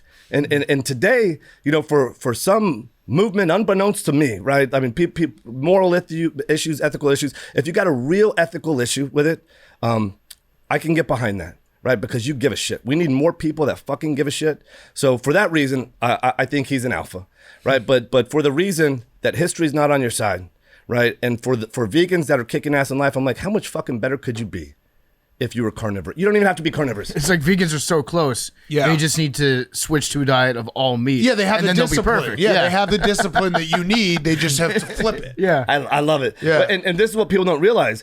Most vegans have taken this stance to go live a better life, right? Most people aren't doing shit, right? So vegan, like we're both on the same trajectory. Hey, we want to live a better life. And we know that health is where it's at. So tip of the fucking hat to guys like that. But I think it's dangerous, and I think that danger needs correction. We don't need science to bear this out, even though science does. I've got a dumb question, Liver King. Why do we want to be alphas? Isn't it easier sometimes to just be a beta, to like fly under the radar, not make too much noise, go about your day? Like there's a lot of really, really happy betas out there. I'll push back. I challenge that. I don't think they're that happy. I mean, Billy's pretty happy. You know, I would say, Billy, how much you bench? Good question. I Around think 285. I think 255. 285. Same as me. He's a 285. happy guy though. Like he comes in and he does his job and he's happy. And he's a beta. That's a compliment. Yeah. Do you absolutely love your job? I do. And what about the home life you go home to? What's at home? A dog and a hedgehog and a man named Ben Ben Mintz. Mintz. Yeah, Ben Mintz. Who lives His next life door. partner. Well, let me say this. You might be the exception, but what I know is this. You're the exception. You're the only beta that's happy in this world. You're probably alpha beta, right? We're all meant for more in life. Oh, I like alpha beta. I like the sound of that. But Yeah, you're just a stronger level of beta. Is there such a thing as alpha beta? we just invented it. Okay, Nice. all right. I like that's, that. I think that's what people Yeah, should sign aspire me up. to. 'Cause Like, that- really, yeah. what you're asking people to do is like, obviously, nobody's going to become Liver King. We're not going to Right. get into your body. We're not going to be able to adopt a full like raw liver lifestyle, but we can make small steps to make ourselves Yes. a little bit better, and then we're the alpha betas. Right. That's what it's all about. Once again, it's all about progress, right? Tony Robbins said this. Happiness is one word. This is fucking progress, right? And not everybody starts as an alpha king. By the way, if we do takeys again, can we have a new category? The alpha king. Yeah. And it may be just athletes from like King Sports Organization. we do takeys every year. LA So yeah, Kings, we'll do Sacramento it. Kings, anyone Oh with yeah, the last name Deli, King. Matthew Dellavedova. There we go. And here's the thing, I will sponsor that section. That Okay. segment I'll sponsor $50,000 is the going rate. 50? Yeah, I'll- that's what the article said the other day. The New York Times article. for every takey. No, it was like there was an article that people are paying to come on podcasts. Actually, people will probably accuse you of paying us to come on this podcast. We, for the record, wanted you on. But yeah, there's You like gave a me whole a whole handful of cash before. I got the there's a whole industry of like people paying to appear on other people's podcasts. Yeah, this is ridiculous. All these ridiculous accusations. People say I take PEDs. People say I have ab implants. Wait. Can we be honest? Like you definitely take PEDs. You know what? Fuck it. I'm gonna be on for the. I'll be All right, honest. here we go. I take PEDs. Yeah. I prioritize, execute, and Oh, dominate every got you. every fucking morning. Every morning. got you. But let I me take finish PEDs. this. I pray every day. So we both fucking take PEDs. Here we go. The whole world should I take take PEDs. PEDs. I'm on Winstrol. Don't know much a whole lot about that. But people say the same thing. I got ab implants, right? Or ab etching. I got hair. You can get ab implants? That's definitely what Hank's I don't know gotta about get that. Hank's got to get his six pack. I'll pay for Hank's surgery. Our other producer, who's not here right now because he's now a suit and he hates his life. He's actually the true beta.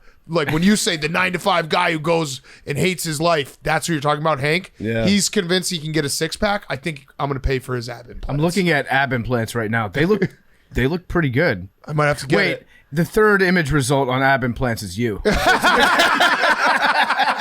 This is good. I love it. I love it. Right. And then after that, it was, hey, he has hair implants, right? Because Let's see it. Let's see the hair. Because when I first went on social media, I was always wearing a hat, right? Right. And then sometimes I don't wear a hat, and people are like, hey, you were bald because you're taking PEDs, and then you got hair. So the accusations will always come. I want to set the record straight. In 2018, I went to Singapore and I got gene editing done. Right? Yeah. I modified my myostatin gene. Right, and this is actually the truth. I was the first human to ever do it. It's always been Wait, what? experimentally Wait, done are you in serious? rats.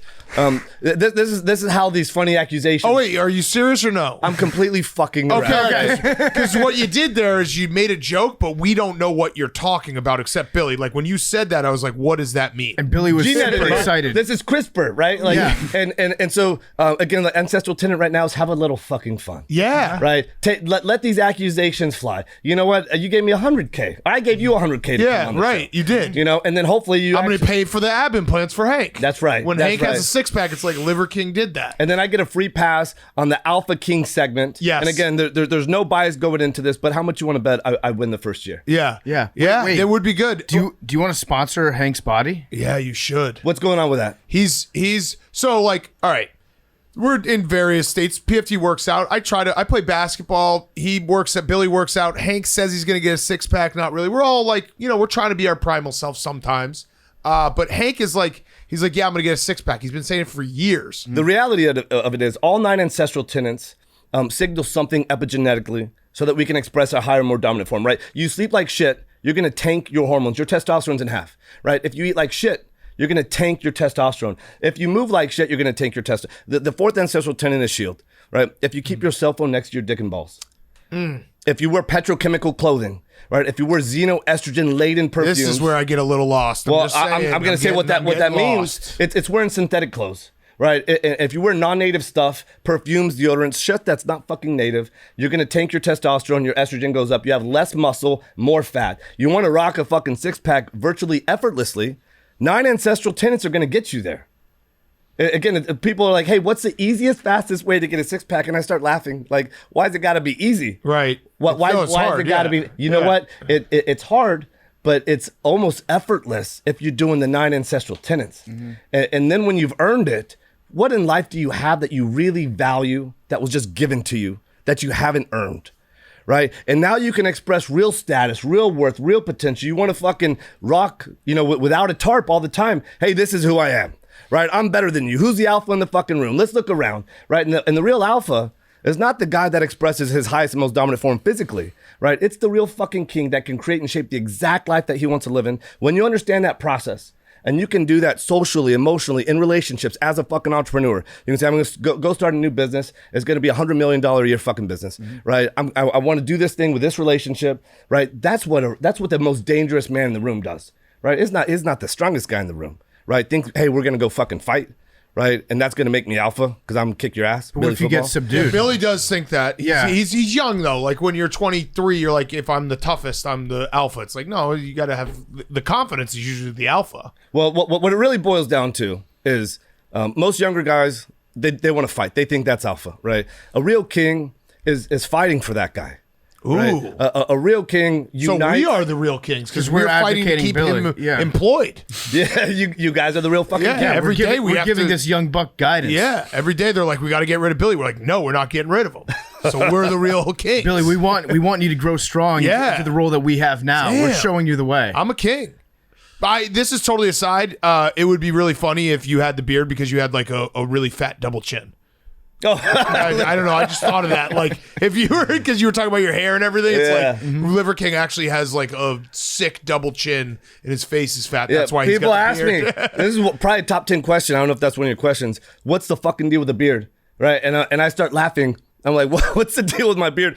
What's the deal with you, a man, paying another man to buy his disposable razor blades, his shaving cream, his aftershave? Also, he can look less like his fucking wild self he was born to be. Yeah, you want to look more like your wife? That's what people are saying when they shave, right? Hey, you said it, right? You said it. But here's the thing. I got a fucking job to do, right? And so to do my job, I got to be my most authentic fucking self, right?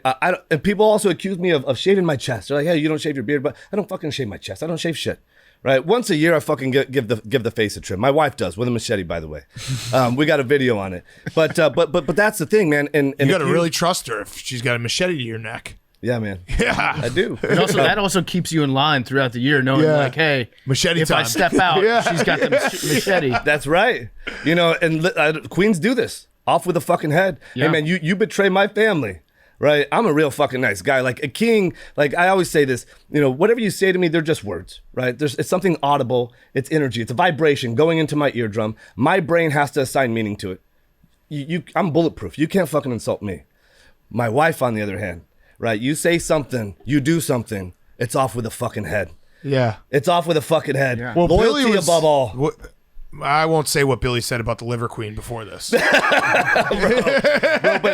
hey, let's talk. I will sponsor Hank's body, his fucking new body. I'll help him out. Okay. I'll help him out because here's the thing: most people are putting forth this effort and they're just spinning their fucking wheels. Yeah. And there's a better way to fucking do it. Hank wants to do it. He wants to have a six-pack. Yeah. And I think with your guidance, he can get one. Yeah. I was talking to another employee that we have here, Uncle Chaps. I'm not sure if you're familiar with him. He actually put me on to you a long time ago. He's a big fan. Yeah. He's a primal for sure.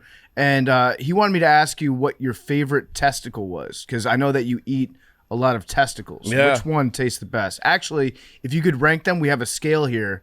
It's the balls scale. So it's ranked 1 through 5. If you could rank each testicle on the balls scale of 1 to 5 each balls. testicle. Yeah. Wow. You know what? Half the animals' testicles that I've eaten, I don't even know what kind of animal they are. You just know they're nuts, and you're like, let's do it. That's balls right. to the And I'll face. tell you, some are way better than others. I know you guys are going to think this might sound a certain way, right? But some are really delicious and creamy. Yeah. Pause. Right? Some of them, what'd you say? Pause. So, some of them are really chewy. I mean, it just depends. The kind I eat virtually every day is just a cow test, a bull testicle. Yeah. Right. That's the kind I have every day. But when we go on a hunt, of course, one of the first things we do is we eat the testicle. And some of them, I mean, they're really different. Right. But I would say on a scale 1 through 10 or 1 through 5, Five, yeah. testicles don't taste great. Yeah. They don't fucking taste good. Okay, I like that honesty because that's where I'm liking you, Liver King, because you're actually being honest. Like if you came in here and you're like testicles are better than a cheeseburger, I'd be like, dude, what are you talking about? No, a double fucking bacon cheeseburger. Yeah. Okay. All right. So then we can That's where meet. it's at. We're meeting halfway. All right. So Billy, you got more questions? Fire away. So all of your nose to tail products come from cattle on your ranch. Is that correct? No. Oh, okay. Did that ruin the Was question? that a question? No, I was just wondering. Are the cows you use organic? Oh, so number one, they're beyond organic, right? Most of the cows that we harvest, the organs, nose to tail, from New Zealand. It's a standard of the animal husbandry in New Zealand is incredible. It's pristine. They can't afford to not grass feed them. It's just the way it's always been. So that's where almost all of the organs and glands come from, or from New Zealand. We're right now establishing a domestic supply chain that will all be the equivalent of organic, which you would consider organic. Next question, getting on your ancestral tenet regarding sleep, and especially, I know you have certain sleep sanitation where you have a certain mattress, your whole room is a certain way. Could you expand more on that and how that Sure. could benefit someone who works in a very, internet company? So the separation of trying to get that good deep sleep. Yeah, I'll try to make this as basic as possible. So ancestral tenet force shield, right? We don't keep the cell phone next to our dick and balls, right? You don't even allow our cell phones or anyone to bring a cell phone in the cave, period. But this is not practical for people, right? I mean, you guys probably have Wi-Fi, you probably have your cell phones, you probably have EMFs and radio signals, and you fucking name it all around us. So you need to be in the most pristine environment when you sleep. This is when you reset, recover, re-fucking load, right? When you're sleeping. This is the most important place. You need a pristine environment. So we sleep on wooden plank beds, right? We have a 100% wool mattress that might be about that thick, right? This is similar to what primitive culture tribes do. Not mattresses, but bushes and shit like that. We have shielding paint on the wall, so no signals can come in or out. Brian Hoyer of Shielded Hearing, he's the expert in this. He's a building biologist. We had him come in and say, how do we make this perfect sleep environment? Because when you have no EMFs coming in, when you have no electricity in the walls, we shut off all the electricity at night. There's no cell phones in there. Cell phones can't communicate in or out when you're in the room. We sleep on these wooden plank beds. You've never known restorative deep sleep until you've come or slept in a real fucking cave, right, out in nature, or come to my house. And you'll be like, holy shit, this is how I'm supposed to feel. And just remember, sleep is number one on the hierarchy of health. But I say eat liver, start with that, right? This is the easiest thing to do. I start telling people about sleep. They're like, oh my God, I got to sleep on the ground. I got to do this stuff with, what you can at least start with is put your fucking phone in airplane mode. You don't need that shit when you're sleeping, right? Unplug your Wi-Fi at night. You don't need that shit when you're sleeping, right? And the last thing I'll say about your sleep is at least move your head away from the electrical outlets. These are basic things. You don't need any instruments to do that. And if you get deeper, more restorative sleep, everything gets better. Mm-hmm. Now, you've eaten a lot of different animals, organ meats. Would you ever consider eating any human organ meats if it was totally legal and just to see if it had any advantages? Good question. You guys are going to be so mad about this. We all just had human liver. You're a liar. Right now, you just fucking had human liver. We're all Fine with that. cannibals. I'm fine with that. You're fine with it. Hannibal Lecter, dude. whose liver was fucking it? badass. Was it organic? Was it humanely harvested? Yeah, all of that. Like I don't want to be a cannibal by choice, but if you trick me into being a cannibal, I have no problem. That's pretty cool. Yeah, it's pretty cool. I'd just be like, yeah, I'm a cannibal. Was it tested for monkeypox? Somebody just told me about that. The liver was from Liver King Ranch or from White Oak Pastures, one of the two.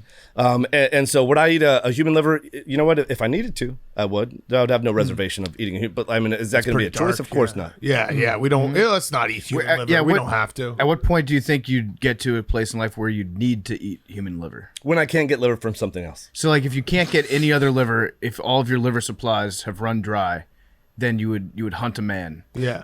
People ask me all the time, hey, what's your greatest fear? What are you afraid of? Like, I'm not fucking afraid of shit, right? But maybe two things. Number one, running out of room on the deadlift bar, right? I'm afraid of that. Same. And then number two, running out of liver, right? And if all the animals have been hunted and I can't fucking hunt an animal, it's been, let's say, a month, and I need my liver, I got no problem taking a liver from a human. Well, what about after you die? Do you want somebody to eat your liver? This would be an honor. Yeah. Right? This would be an honor. I mean, my family knows when I fucking go, you don't put me in a casket or any shit like that. You put me on the fucking earth. All right? And this is why we need to be gentle and kind to our fucking enemies, right? Because your enemy's going to die. They're going to become the earth. The animals are going to come eat your enemy, and then you're going to eat that animal, right? Yes, of course I want to share my liver, right? We owe it to ourselves and our future to express our, and like, what do you want? You want to fucking wrap up all those ingredients in a coffin and not let that stuff become the earth? Yes. I wonder a lot, like when you're driving past a graveyard, especially here in New York City, it's just jam packed with headstones, right? They're running out of, there's like no more room to put bodies in New York. Bedminster. Yeah, that's true. That's true. Yeah. How many? Yeah, if he develops another 18 holes, then I think that we can get a couple hundred people there. But like, we're running out of room for people to go underground in a lot of places, right? You can't just go out and buy a set of land and make that a new cemetery. It doesn't work that way. So what are we gonna do? We can just keep burning people up, or we can give back. And so you're saying you want raccoons and like a bear to come up and eat your body after you die? 100%. You know, or let my body decompose, become part of the earth. Let the scavengers come get me. Let the animals get me, right? And let them inherit my strength, right? Because if I've explored my consciousness, if I've progressed enough, this kind of energy is going to progress in the animal. We're going to eat the animal. Everything's going to be better. This is actually like a genius life insurance plan for your family too, because I would imagine Liver King's liver would go for a pretty penny. We could thought sell about it, doing some biopsies and putting it in a liver supplement and doing Yeah, right, exactly. Like someone's gonna pay. It's like gonna be like Kobe or Wagyu or Kobe beef. Like Liver King's liver. It's gonna be like $1,000 an ounce, and At we'll least. we'll probably more. Yeah. I like that. Keep regrowing it in a lab. Because liver regenerates, right? Yeah, That's right. Actually, little business idea. Maybe get that biopsy, start growing those liver cells in a lab, start selling it. Let's get together. I'll give you 1% equity. We'll get it. like Sounds that. good. I mean, it's like that. a sourdough culture, right? That's what people do when they make bread. They've got that one thing that they pass down. We can make just like an entire strand of Liver King liver supplement lines. Okay, 1% equity over here. Okay, good. Another question. What are your thoughts on sunning? Sunning the perineum for vitamin D exposure and absorption? Yeah. What's the perineum? So there's this movement to get vitamin D where people are sunning their assholes and perineums. Do you think that works into the primal lifestyle, or what's your opinion on that? Yeah. When you mention sun and asshole, I'm thinking subprimal, right? But if you sun your balls, there is a study. It's an older study. I think it's from like the 50s or 60s. That shows that it does improve androgens, not necessarily testosterone, but some of the androgens either upstream or downstream from testosterone. I think it's pretty fucking primal, right? I mean, we didn't evolve essentially with clothes, right? Clothes are relatively new, I think, within the last 100,000 years or so. I think it's pretty primal to do. And again, there's a study that says that it's beneficial. So sun your balls. Sun your balls. Perfect. All right, so I had one last question. I think Billy has a couple more, but mine was the rowback question, which is a clothing question. So if you're gonna wear clothes, which I will continue to wear clothes, I'm gonna adopt some of the Liver King tenets, but I'm still gonna wear a shirt. But Rowback has the best shirts, Q-zips, polos, hoodies. Rowback.com, use code TAKE for 20% off your first purchase. RHOBACK.com, promo code TAKE. All right, so what is like the one thing, obviously liver is the answer for the diet, but what's the one thing people can do to change their life? Very small thing they can do to change their life, whether it be like in the gym or, when they wake up. It's really easy. Sun and earth. First of all, you're going to get a Roman chest plate, 6-pack, and how much you want to bet you're not going to be wearing a shirt? I I'll try. Okay, all right, I'll try. You know what? I'll try. And I'm the gonna try first for thing you. I do every morning, I do a good morning primals. Right, I'm out here to stack the sun and the earth. Right, these are free. They're accessible to everybody. Even in New York fucking city, they are. Today I didn't go to Central Park. Today I found a tree that's connected to the fucking earth. I touched the tree. Right, and some people think this is hocus pocus shit. Try it. Try it. Once again, we evolved since our inception, connected to the earth 24/7, 365. We recently have disconnected. Every cell in your body is electrical in nature. The earth has a slightly negative charge. Right, there's something here. So you're asking what's a low-hanging fruit besides liver? Yeah. Is get sun every day, get a little bit of earth every day, and 10 minutes is better than 2. You know, just get a little bit of that. Yep. And then I would say one of the most important things I always talk about is go lift heavy shit. Right? Learn the barbarian, train the barbarian, complete the barbarian. This is next level stuff. What's the barbarian? The barbarian is a rite of passage that I invented. Right? It's a 1 mile workout where the barbarian is 70-pound kettlebells. It's 120 pounds on top of a sled. It's 70 pounds in a backpack, 20-pound ankle weights. You go for 1 mile. And most people do this, right? And most people are like, there's no way I can do this, right? And sometimes it can take several hours. Sometimes a lot of people won't complete it. But when you complete it, the reason why this is so important is because you complete the barbarian and you know strength. And what I mean by strength is not physical strength, right? It's the process that got you to accomplish something that you thought was otherwise impossible, right? It's active suffering, active struggling. It's relentless effort, discipline, focus. This you point that to anything, right? You just completed barbarian. Now you've cracked the fucking code. You can point that to anything in your life and you can achieve, right? You can own every outcome in your life. So this is the easiest thing. Okay. Again, start with liver, sun in the earth, learn barbarian, train barbarian, and you're on your fucking way. Okay. Do you have any tenets that involve connecting with animals? Because animals are earth adjacent, right? They're more primal than we are. Yeah. Is it important to your lifestyle to have a connection with a wild animal? I got or a a domesticated one? I got a pack of Dobermans, outside. Are they liver dogs? They're liver dogs. Yeah. They are. Ancestral tenet 8 again is bond, right? It's not just bond with our fellow man and our fellow sister, right? Bonding, the companionship with an animal is fucking badass, right? And the same thing, you go out in the wild and you see the cows out on Liver King Ranch and you realize these cows have families. They have friends. It changes things, right? When you go to take an animal, you get involved with that part of the process.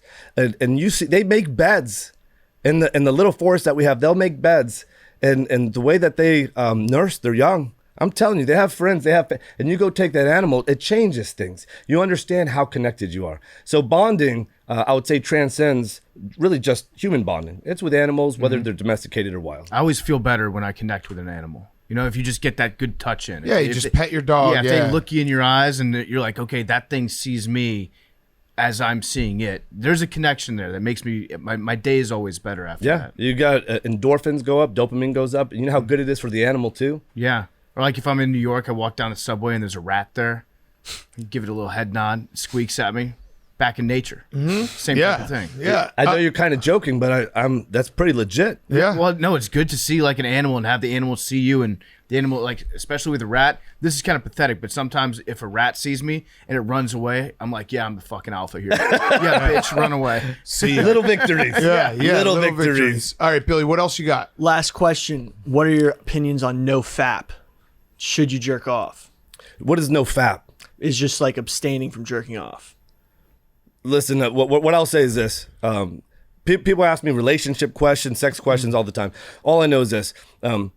You owe it to yourself and you owe it to your complementary opposite to express your highest and most dominant form.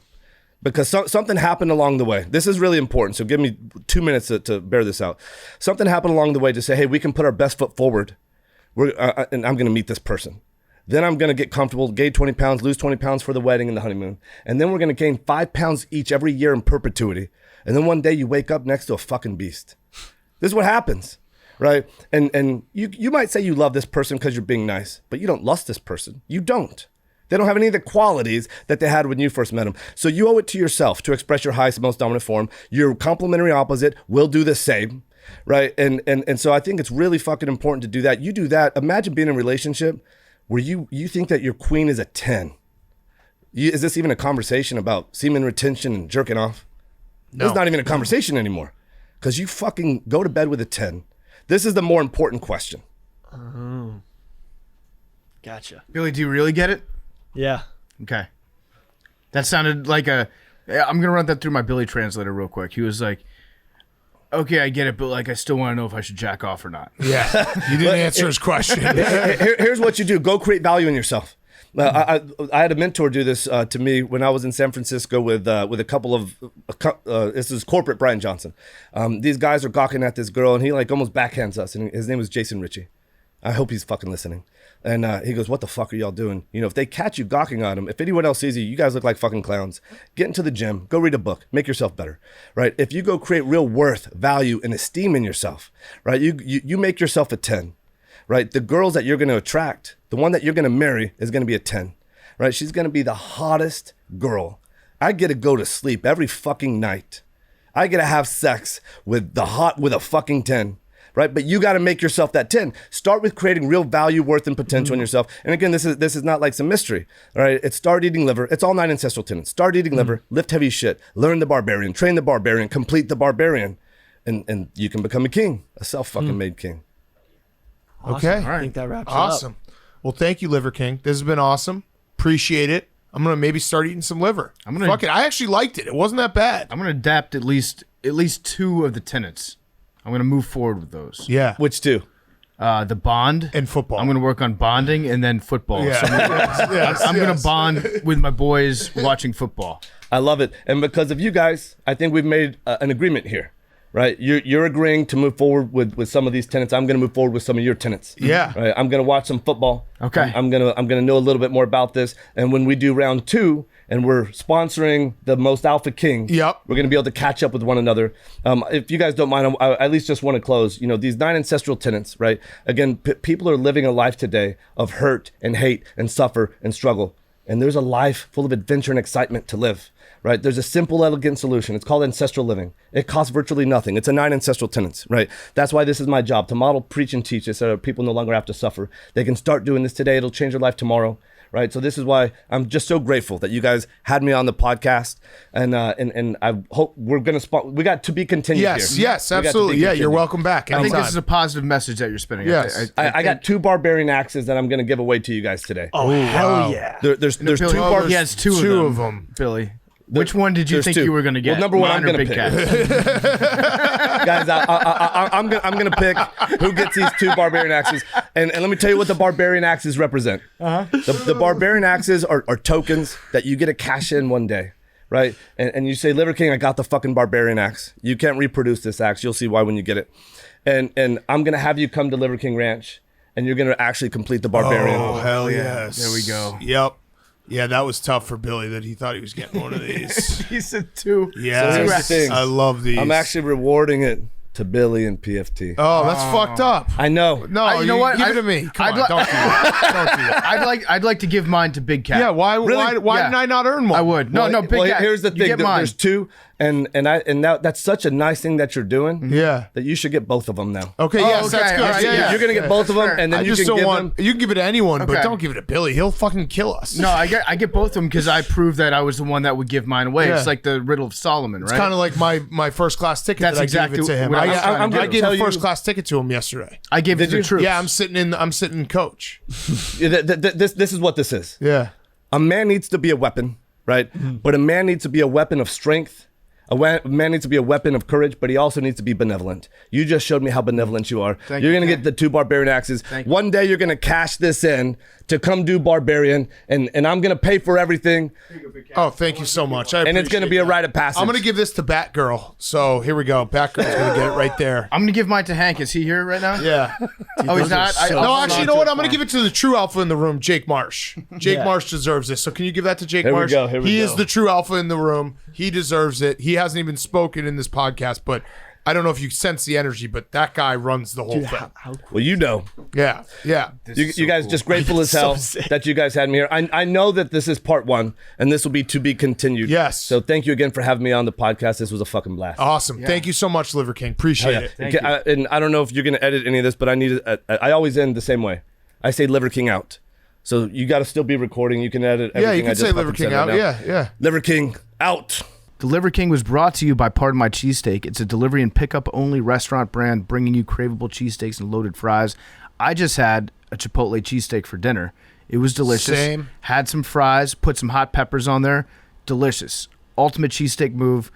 I loved it. Jake, what did you have for dinner tonight? Jake, what did you have, honestly, for dinner tonight? A turkey wrap. You had a turkey wrap. That's fine. Thank you for not lying, Jake. I had a part of my cheesesteak. Big Cat had one. Billy had one. Hank had one. I had one. What kind did you have, Hank? I had a Chipotle one. First time I had it. I enjoyed it more, I think, than the regular cheesesteak. Very good. Very good. And I love the regular cheesesteak. Batgirl, you have one? Yeah, I went buffalo chicken. It's my go-to. Yeah, I like the regular, and I like the Chipotle a lot. Trying to pack on some cake this football season. I'm going to be getting my gains with part of my cheesesteak. Get lunch, dinner, or late night delivery, and we're open 7 days a week. They've got 6-inch and 12-inch classic cheesesteaks, Chipotle or buffalo chicken, plus loaded fries, and the dessert brownie bites are awesome. Go to partofmycheesesteak.com to learn more and order now on DoorDash, Uber Eats, Postmates, or Grubhub. Okay, Mount Rushmore time. This one comes from, let me find the tweet, comes from a listener who, I'm going to find it. It's Sky Yams. Sky Yams said, super random, but a Mount Rushmore ways to subtly emasculate someone would have to include lighting another man's cigarette for him. Great idea. We're going to do the Mount Rushmore of ways to subtly emasculate another man. Who won on Friday? You did, Hank? Team Hank? Team Hank. Congrats. Bullshit. Team Memes. Memes did Handily, it again. too. Oh, really? Handily? Yeah. Okay. So decide the order.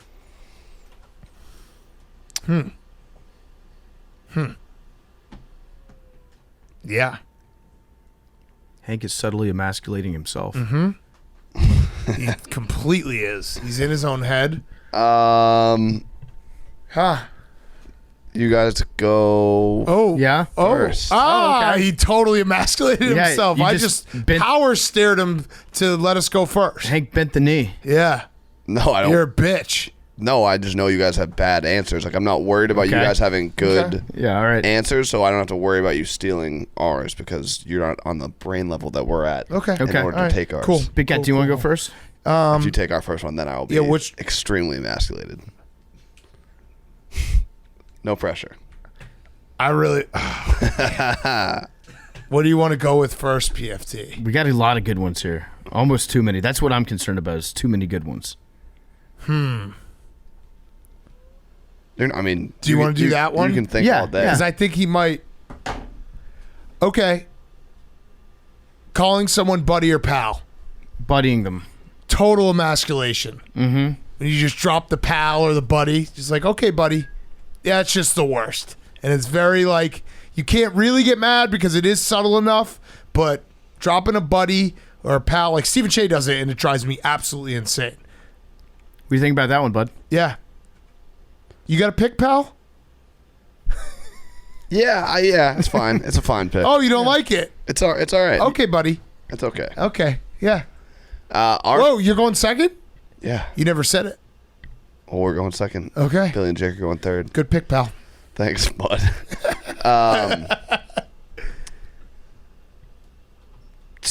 Paying for the bill without even telling the people at the table that you're paying it.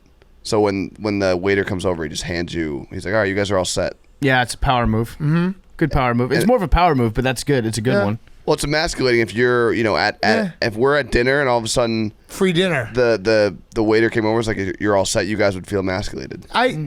I'll just say right now, I'd like to get emasculated all the time if that's the case. If you get a free dinner, that's not the worst thing. With a significant other's father, it usually becomes like a contest where you guys try to see who can get the card to the waiter more earlier. Yeah, someone calls ahead. Yeah, one time this girl, her dad actually talked to the host as we were being seated, gave the host his card before we even sat down. But again, at the end, yes, that is emasculating. But at the end of the day, you have a free dinner. Yeah, which is fun. That's like a nice. I felt I will like take such a man. I will take getting emasculated for a free dinner. Yeah, that's because cool you can spin it into being like, this dude just bought me dinner. He was so scared I was going to buy it that he had to go through tricks to get it. Exactly. Yep. Yeah. Good point. So terrible pick, pal. But good power move, bud. Mm-hmm. Okay, go ahead, Billy and Jake. Our first pick, this happened to us via a guest a few months ago. A strong grip handshake. Yep. Billy yep. Mitchell. Mm-hmm. And we just we're like, whoa. Yeah, power gi- shake. Can I give you Yeah. a tip on how to counteract a strong grip handshake? Step in front, right? Or that's No, what he that was said. what Billy did, but Billy Mitchell, that is. But I learned this one when I was selling used cars right out of college, because people would come in and try to just grab the shit out of your hand to be like, I'm the alpha in this situation. If you can recognize that they're doing that intentionally and immediately just say to them, whoa, that's a really strong handshake you got there. As they're doing it, it makes them so embarrassed. Yeah. Because they're like, oh shit, I just got caught trying too hard. Or you could literally say, like, take it easy there, pal. Yeah, exactly. That's, You've now just completely Yeah. flipped Double. the tables. Whoa, buddy, you hurt my hand. Yeah. Hey, buddy, it's not an arm wrestling contest. Yeah. The trick is, though, to acknowledge what's happening in real time, and then you can sidestep it. The more we use buddy and pal, Hank, I think the more people are going to realize how emasculating that is. Wouldn't you agree, pal? No. Okay. Strong. So Hank has getting a free dinner as his first pick. You guys have handshake, which I like. All right, Billy. Go ahead, Billy. We're gonna go with pissing really hard at the urinal to make a sound that your stream's a lot harder and more intense than Battle the person streams? next to you. Yeah. Yeah. Especially if the dude next to you is like some pop singer from England and he can't even pee. Yeah. Then But you if just totally alpha him that way. you really pull out like pissing like a racehorse next to a guy and they're like, whoa there. Yeah. Okay. That's a good pick. What about tapping your foot underneath a bathroom stall when you guys are both shitting so that you know that your stance is so wide? No, that's a rabbit in danger move. Okay. That's what rabbits do. Okay. Oh, They're okay. scared, so. All right. So Hank, your team's second pick. We got to like getting a free car from someone. We're gonna go with Making out. telling someone that you were actually gonna put them on the team and let them do kickoffs, even though you already cut them. That's very funny. Oh. Very funny, Well, Hank. what's the backstory there, Hank? Pat Hamilton, PFT was after the video that came out of him missing 100 field goals in Colorado. Right after that, he watched it and then we're just decided resorting to lies. decided on to this say, podcast. like, out of the blue, like it was just kind of quiet. And I would then say PFT was like, a very "Did you guys emasculating know thing." that Pep Hamilton told me I was gonna be back on the XFL team, and then COVID happened?" And I was like, "But didn't he cut you?" I think Hank is so emasculated that he's lashing out right now. He was like, "No, he was gonna put me back on the team. I swear." So that was like he emasculated you by being like, "You did good job, buddy. Like, we're gonna put you nice, back on buddy. He the. never buddied me. We were gonna put you on the team, but COVID happened. But also, I cut you 4 months before COVID happened and played like 7 games." Okay, none of those things are true, but It was kind of true. Hank's off in his own narrative world. Hank's little story corner over there where fiction happens. I'm going to put a sign behind you that says that. Good pick. Okay. PFT, we have two. That one's going to be coming very up. relatable. I think you'll get a ton We of have votes two off that coming one, Hank. up, PFT. All right, Big, I'm gonna do the one that I replied to you. Okay. You sent it to me initially, but I like that one. a lot. Yeah. Helping a man off a boat. Yes. Big time. If you're as a man taking another man's hand to step off the boat because you can't get to where that man is without him helping you, Brutal. that's super emasculating. And it's like it really only happens in boats. Like I you could have it like getting out of like I don't know, like a big truck or something, but that really doesn't happen. It's boats because you have boat people and people who aren't on boats that often. So when you're at a boat, like if you have like someone driving the boat, they'll be like, "Oh, let me help you off," and it's just you can't. There's nothing you can do. There's nothing you can do. It's a brutal thing to have happen. I'm very stubborn in those situations. I will just not take the hand, and I'll be like, you know what? If I die, then I die. Yep. All right. So, good pick, everyone. Yeah, good pick. Yeah. No. I saw a lot of nods, pick. some Yeah, thumbs ups. All right. Our next pick is controlling the remote at someone else's home. That is a big time emasculation move. Never let anyone else touch your own remote. But like, if you have like, Hank doesn't like it. That's Again, Hank's in his little If I story go to corner. your house right now and I sit down on your couch and I take the remote and I'm just fucking cruising, if you don't fight me, you're a bitch. Yeah, that's a good one. Thank you, Jake. You don't think so, Hank? No, what would you even be doing? Why? I don't know. I don't think it really matters that much. Absolutely. Like, definitely, like over holidays when you have family over, like someone else tries to control the remote in your home. No. Never. Especially if they step up to it and they're like super familiar with the patterns on the buttons. They know how to use all the different like little features that you don't even know how to use. Yep. Yep. They've got like their favorite channel presets in your machine. I won't even let my kids touch the remote. It's my house. That's a fact. They actually touch them all the time. Hank's My just daughter staring tries to because eat the remote. here's what Hank's doing right. He has 0 counters to that. So Yeah, no, he knows he's this just is a got the good little pick. smirk. He's doing his little Hank smirk. Hank, I said good pick with your last pick. I know, because you know it's true. There was a lot of truth in what you said. Our next pick, we're gonna go with. I don't know the proper way to word this, and you guys aren't gonna help me out. No. We'll help you, pal. I'll help you. Yeah. Billy, I mean, you This is definitely not a contentious one. I'm a team member here. I just want to reiterate Yeah, that. that girl will help you. Is it the weight one? yeah. Yeah. Okay. Okay. So if the person behind you is smaller than you, and you have to lower the weight on the machine for the person behind you. Okay, that's a good pick. Yeah, like when I get up after Billy. Like if like in my case, like I'll be lifting weight, and then the person right after me puts on twice as much weight. Yes. You get very subtly emasculated. Yes. Because we were talking about weight stuff in our pregame powwow. Because I was saying like the having to help someone with a spot, but that's more straight up emasculation. But you're right. That's a good one. I like that one. Like when Billy couldn't get that up and Yes. he almost died. Yeah, that was pretty I also think you emasculating. could do. I think a variation of that, PFT, when we were talking earlier, is getting someone to ask you if you need a spot. Yeah, like That unsolicited, sucks. somebody Yeah. walking across the gym like, hey, you need a hand with that? Yeah, that's a brutal one, but that's a good pick. Good pick. Thank We're up. you. Yeah, you have 2. Okay, so our first One time when I was in high school, I was at a gym and I was on the bench press and I was like very, very small when I was like a sophomore in high school. And this grandmother came over and corrected my form. Oh, no. She was straight up like Oh, the 75. form corrections are she was, terrible. She was 75 and Yes. she was like, so you're not getting the full range of motion when you do this. And you shouldn't try to worry about putting up as much weight. You should take that weight and cut it in half and then just really work on your form. Yeah, that's brutal. I was like, Brutal. thanks, Nana. Okay, go ahead. Our first one is saving another man's life or his wife and kid's life. Is that subtle?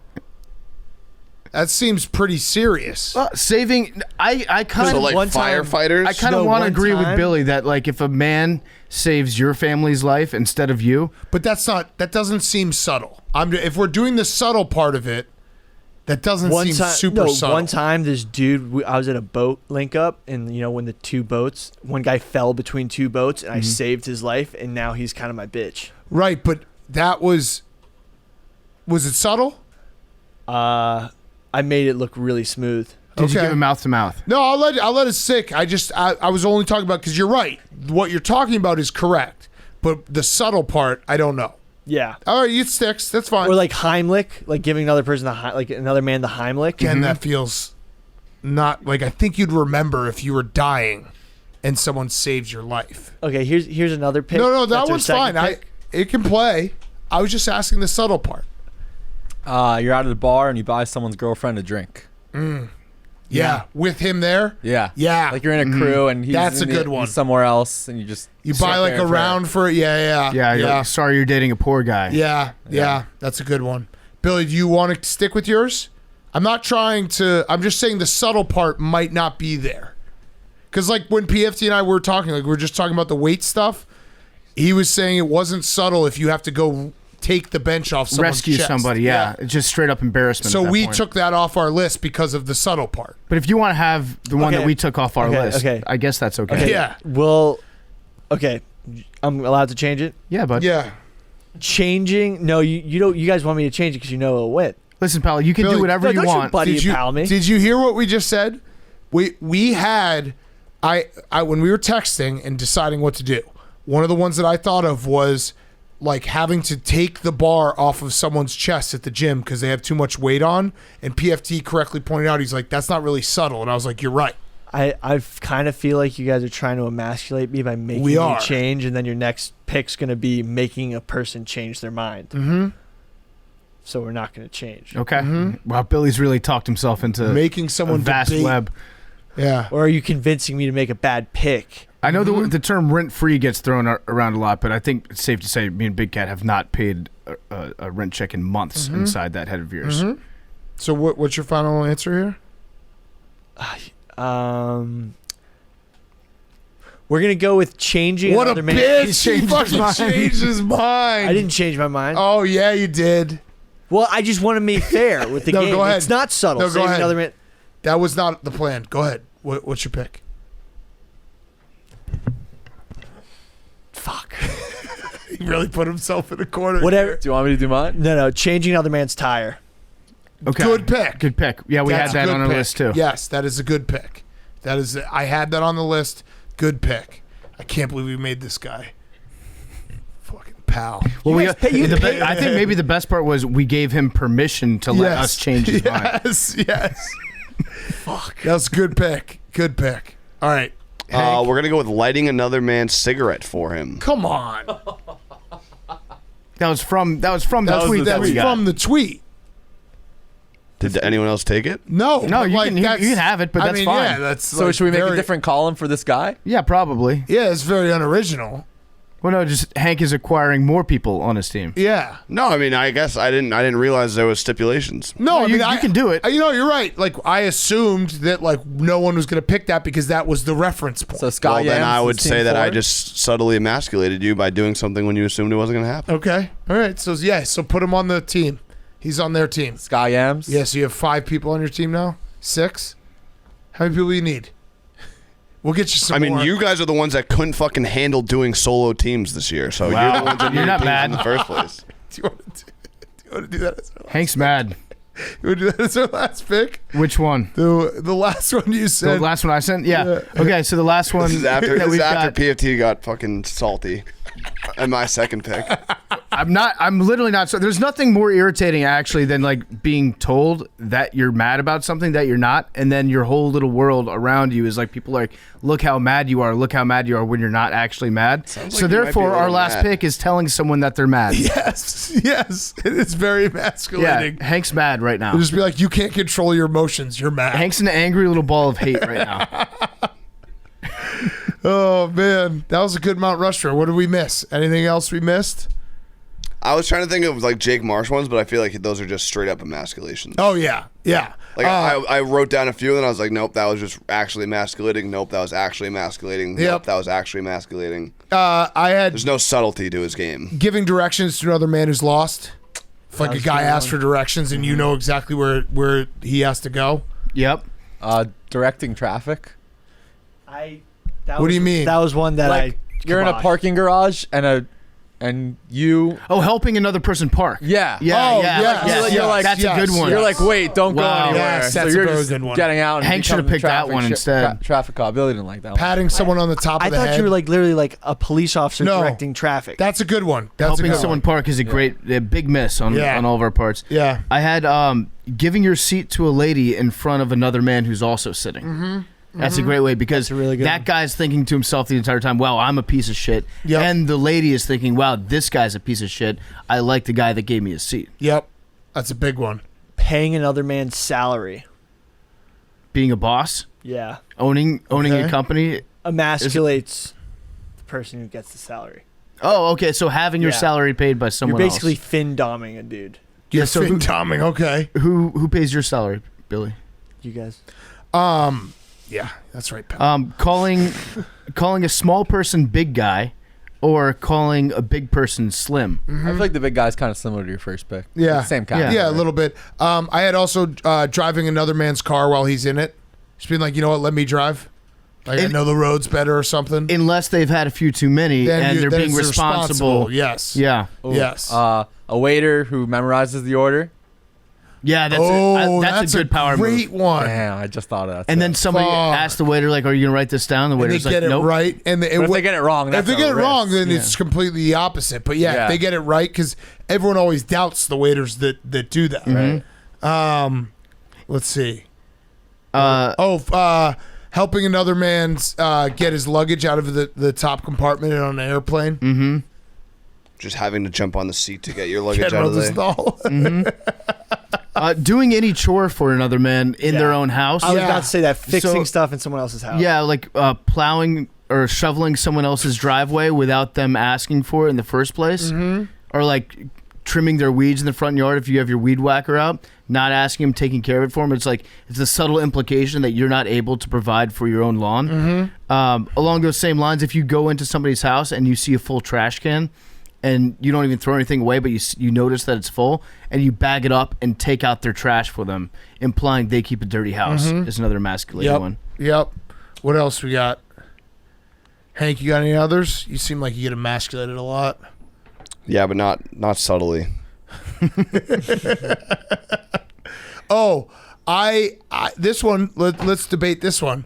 I thought having another man hold an umbrella for you, you're emasculating him, like a super rich guy, who like has umbrella holders. Yeah, at Wimbledon they have the ball boys holding under the players. Right, because it's you're walking around like a boss and you just have like bodyguards. Getting another man, getting someone else to bring you drinks, like a water boy type dynamic. Ooh, I like that. That's good. Coffee. Yeah. Asking someone to get you coffee. You got upset about that for like 6 months when I asked you to get coffee. Billy's like, you didn't even drink it. You're trying to fuck with me. I don't know if you heard, but I don't bring coffee no more. Yeah. We have shining another man's shoes. Yeah, shining a man's shoes. This is just a little trick that a friend taught me a couple years ago. And you can do it once, and it's fun to do once. But if you're in a car and you're in the back seat, you tell the driver of the car that they put their child lock on so you can't get out, and it makes them, after they park their car, get out and then open the door for you to get out like they're a chauffeur. It's just a fun little trick to do to the guys. Yeah. What else? Any others? That was a good Mount Rushmore. It might have broken up the podcast, but it was a good Mount Rushmore. No, Hank's just mad, and that's okay. Ripping another man's pants off. Some of the things he said were true, but he is mad. Those Why things would I he's be saying. mad? You're mad Like, about we keep You're winning mad Mount because we Rushmores? buddied and paled you. And also because your first pick was trash. You're like, I just like getting free food. Yeah, that wasn't my pick, so that's all right. I can live with that. Oh, here it is. Was that memes? Terrible coach. No, it was me, but I stand by it. I think that it's emasculated. Me too. Yeah. I think But knew memes I to was get a waiting. free But like, meal. I guess it was for more. the, It's more to this the is point mine. that you guys saying that I don't care that you guys didn't like that pick. It doesn't make me upset. No, you're not mad. Definitely not. So which pick? Mass pickers. Which pick was yours? The second one was definitely mine. Which is what? It was when Coach Pep Hamilton told PFT 7 months after the fact that he actually was going to put him on the team for kickoffs. Yeah. But then COVID happened. Even though 4 months before COVID happened, he cut PFT, and then they had like 17 games where he could have done what he said he was going to do, and then 3 years later said, I was actually going to put you on the team. I think there are 4 games. I think there are 4. Tomato. That's almost 17. Yeah. Okay. So that one was my pick. Okay. Good pick, Hank. Okay. What Listening to another man's podcast. Huge emasculation. Okay. Sure. Now everyone's going to turn this off. I think it's actually the coolest thing you can do, listening to another man's podcast. Yeah, that's a cool thing to do. Okay, let's do numbers. Actually, they're our bosses because they pay our salary. Yeah, that's true. So we're actually Fin-doming betas us. by having a bunch of bosses out there listening to us. Yeah, facts. Okay. Again, this is I think that Mount Rushmore, it had good intentions, but it feels like we just all tried to emasculate each other, and now there's tension in these. Well, yeah, you guys. Some people All right. got personal, Actually, that's I fine. will. The Buddy and Pals did get me upset. Yeah, because it's a great pick. If you buddy or pal someone, you're just fucking dominating. Like, I didn't need to do that 1 second, but I was so worked up that I just had to let it sink. because you got mad. Yeah, I get so mad when someone you could tell when they're joking, but when someone honestly gives you a true buddy or pal, it's like, fuck you, dude. Like, I just completely abandoned even possibly winning the Mount Rushmore just to get that off my chest. Yeah, And that's all right. was Sometimes great. it happens. All right, numbers. 6. That means basically PFT we dominate. Yeah, because exactly. We got them emotional. We emasculated them during the subtle emasculation. We draft. emasculate him so hard that he just lashed out entirely. Yes. Calling someone else out. Well, I wasn't for lashing being out. I was just wrong. stating facts. Okay. I'll go with Trace McSorley. 27. 26. 54. By the way, Saturday is the 2-year anniversary of the 85. machine. Wow. Saturday. All right. Hank, 69. 6. you think you'll ever get one? Probably not. Probably not, pal. Trace McSorley. He scored. Steven does like if he'll like text 70. He'll text and like a plan or something, or if you text him a plan, he'll just go, "Sounds good, buddy." And just be like, "This motherfucker." I actually have a sick animal fact. Oh, to this emasculate is Billy. wait. This is disgusting because I don't think that Trace McSorley scored. No, he did. I think they're gonna call that one back. You go first. Okay, we'll duel. A Texas biotech company is planning on bringing back the extinct Tasmanian tiger. That sounds like Jurassic Park. Yeah, exactly. Did you know that one fish is fish? 3 of the same fish are called fish. Oh, no, I'll read this. A few? I know fish? this fact. Hey, take your time, pal. Shut up. It's too complicated to be a good fact. You shut up too. You just can't comprehend anything. The plural of fish is fish. When referring to more than one species, you can use fishes as plural. So like all the dude, a there's- tuna and a cod. If there's 3 goldfish, that's just fish. And if it was like a salmon, a tuna, And a goldfish, cod. that's fishes. Yeah, that makes sense. It's like a few. Okay. Yeah, a few. And a A couple. few. 3. You're right. You gave a perfect example of 3 and then called it a few. You're learning, Hank. Tough break, buddy. Love you guys. Call reversed. Oh, no, Trace McSorley. well, he's gonna get back in there. Wait, did he fumble and that's a touchback? By the way, the Ravens are gonna win, so like I'm allowed to root for Yes. McSorley. Yes. Love you guys.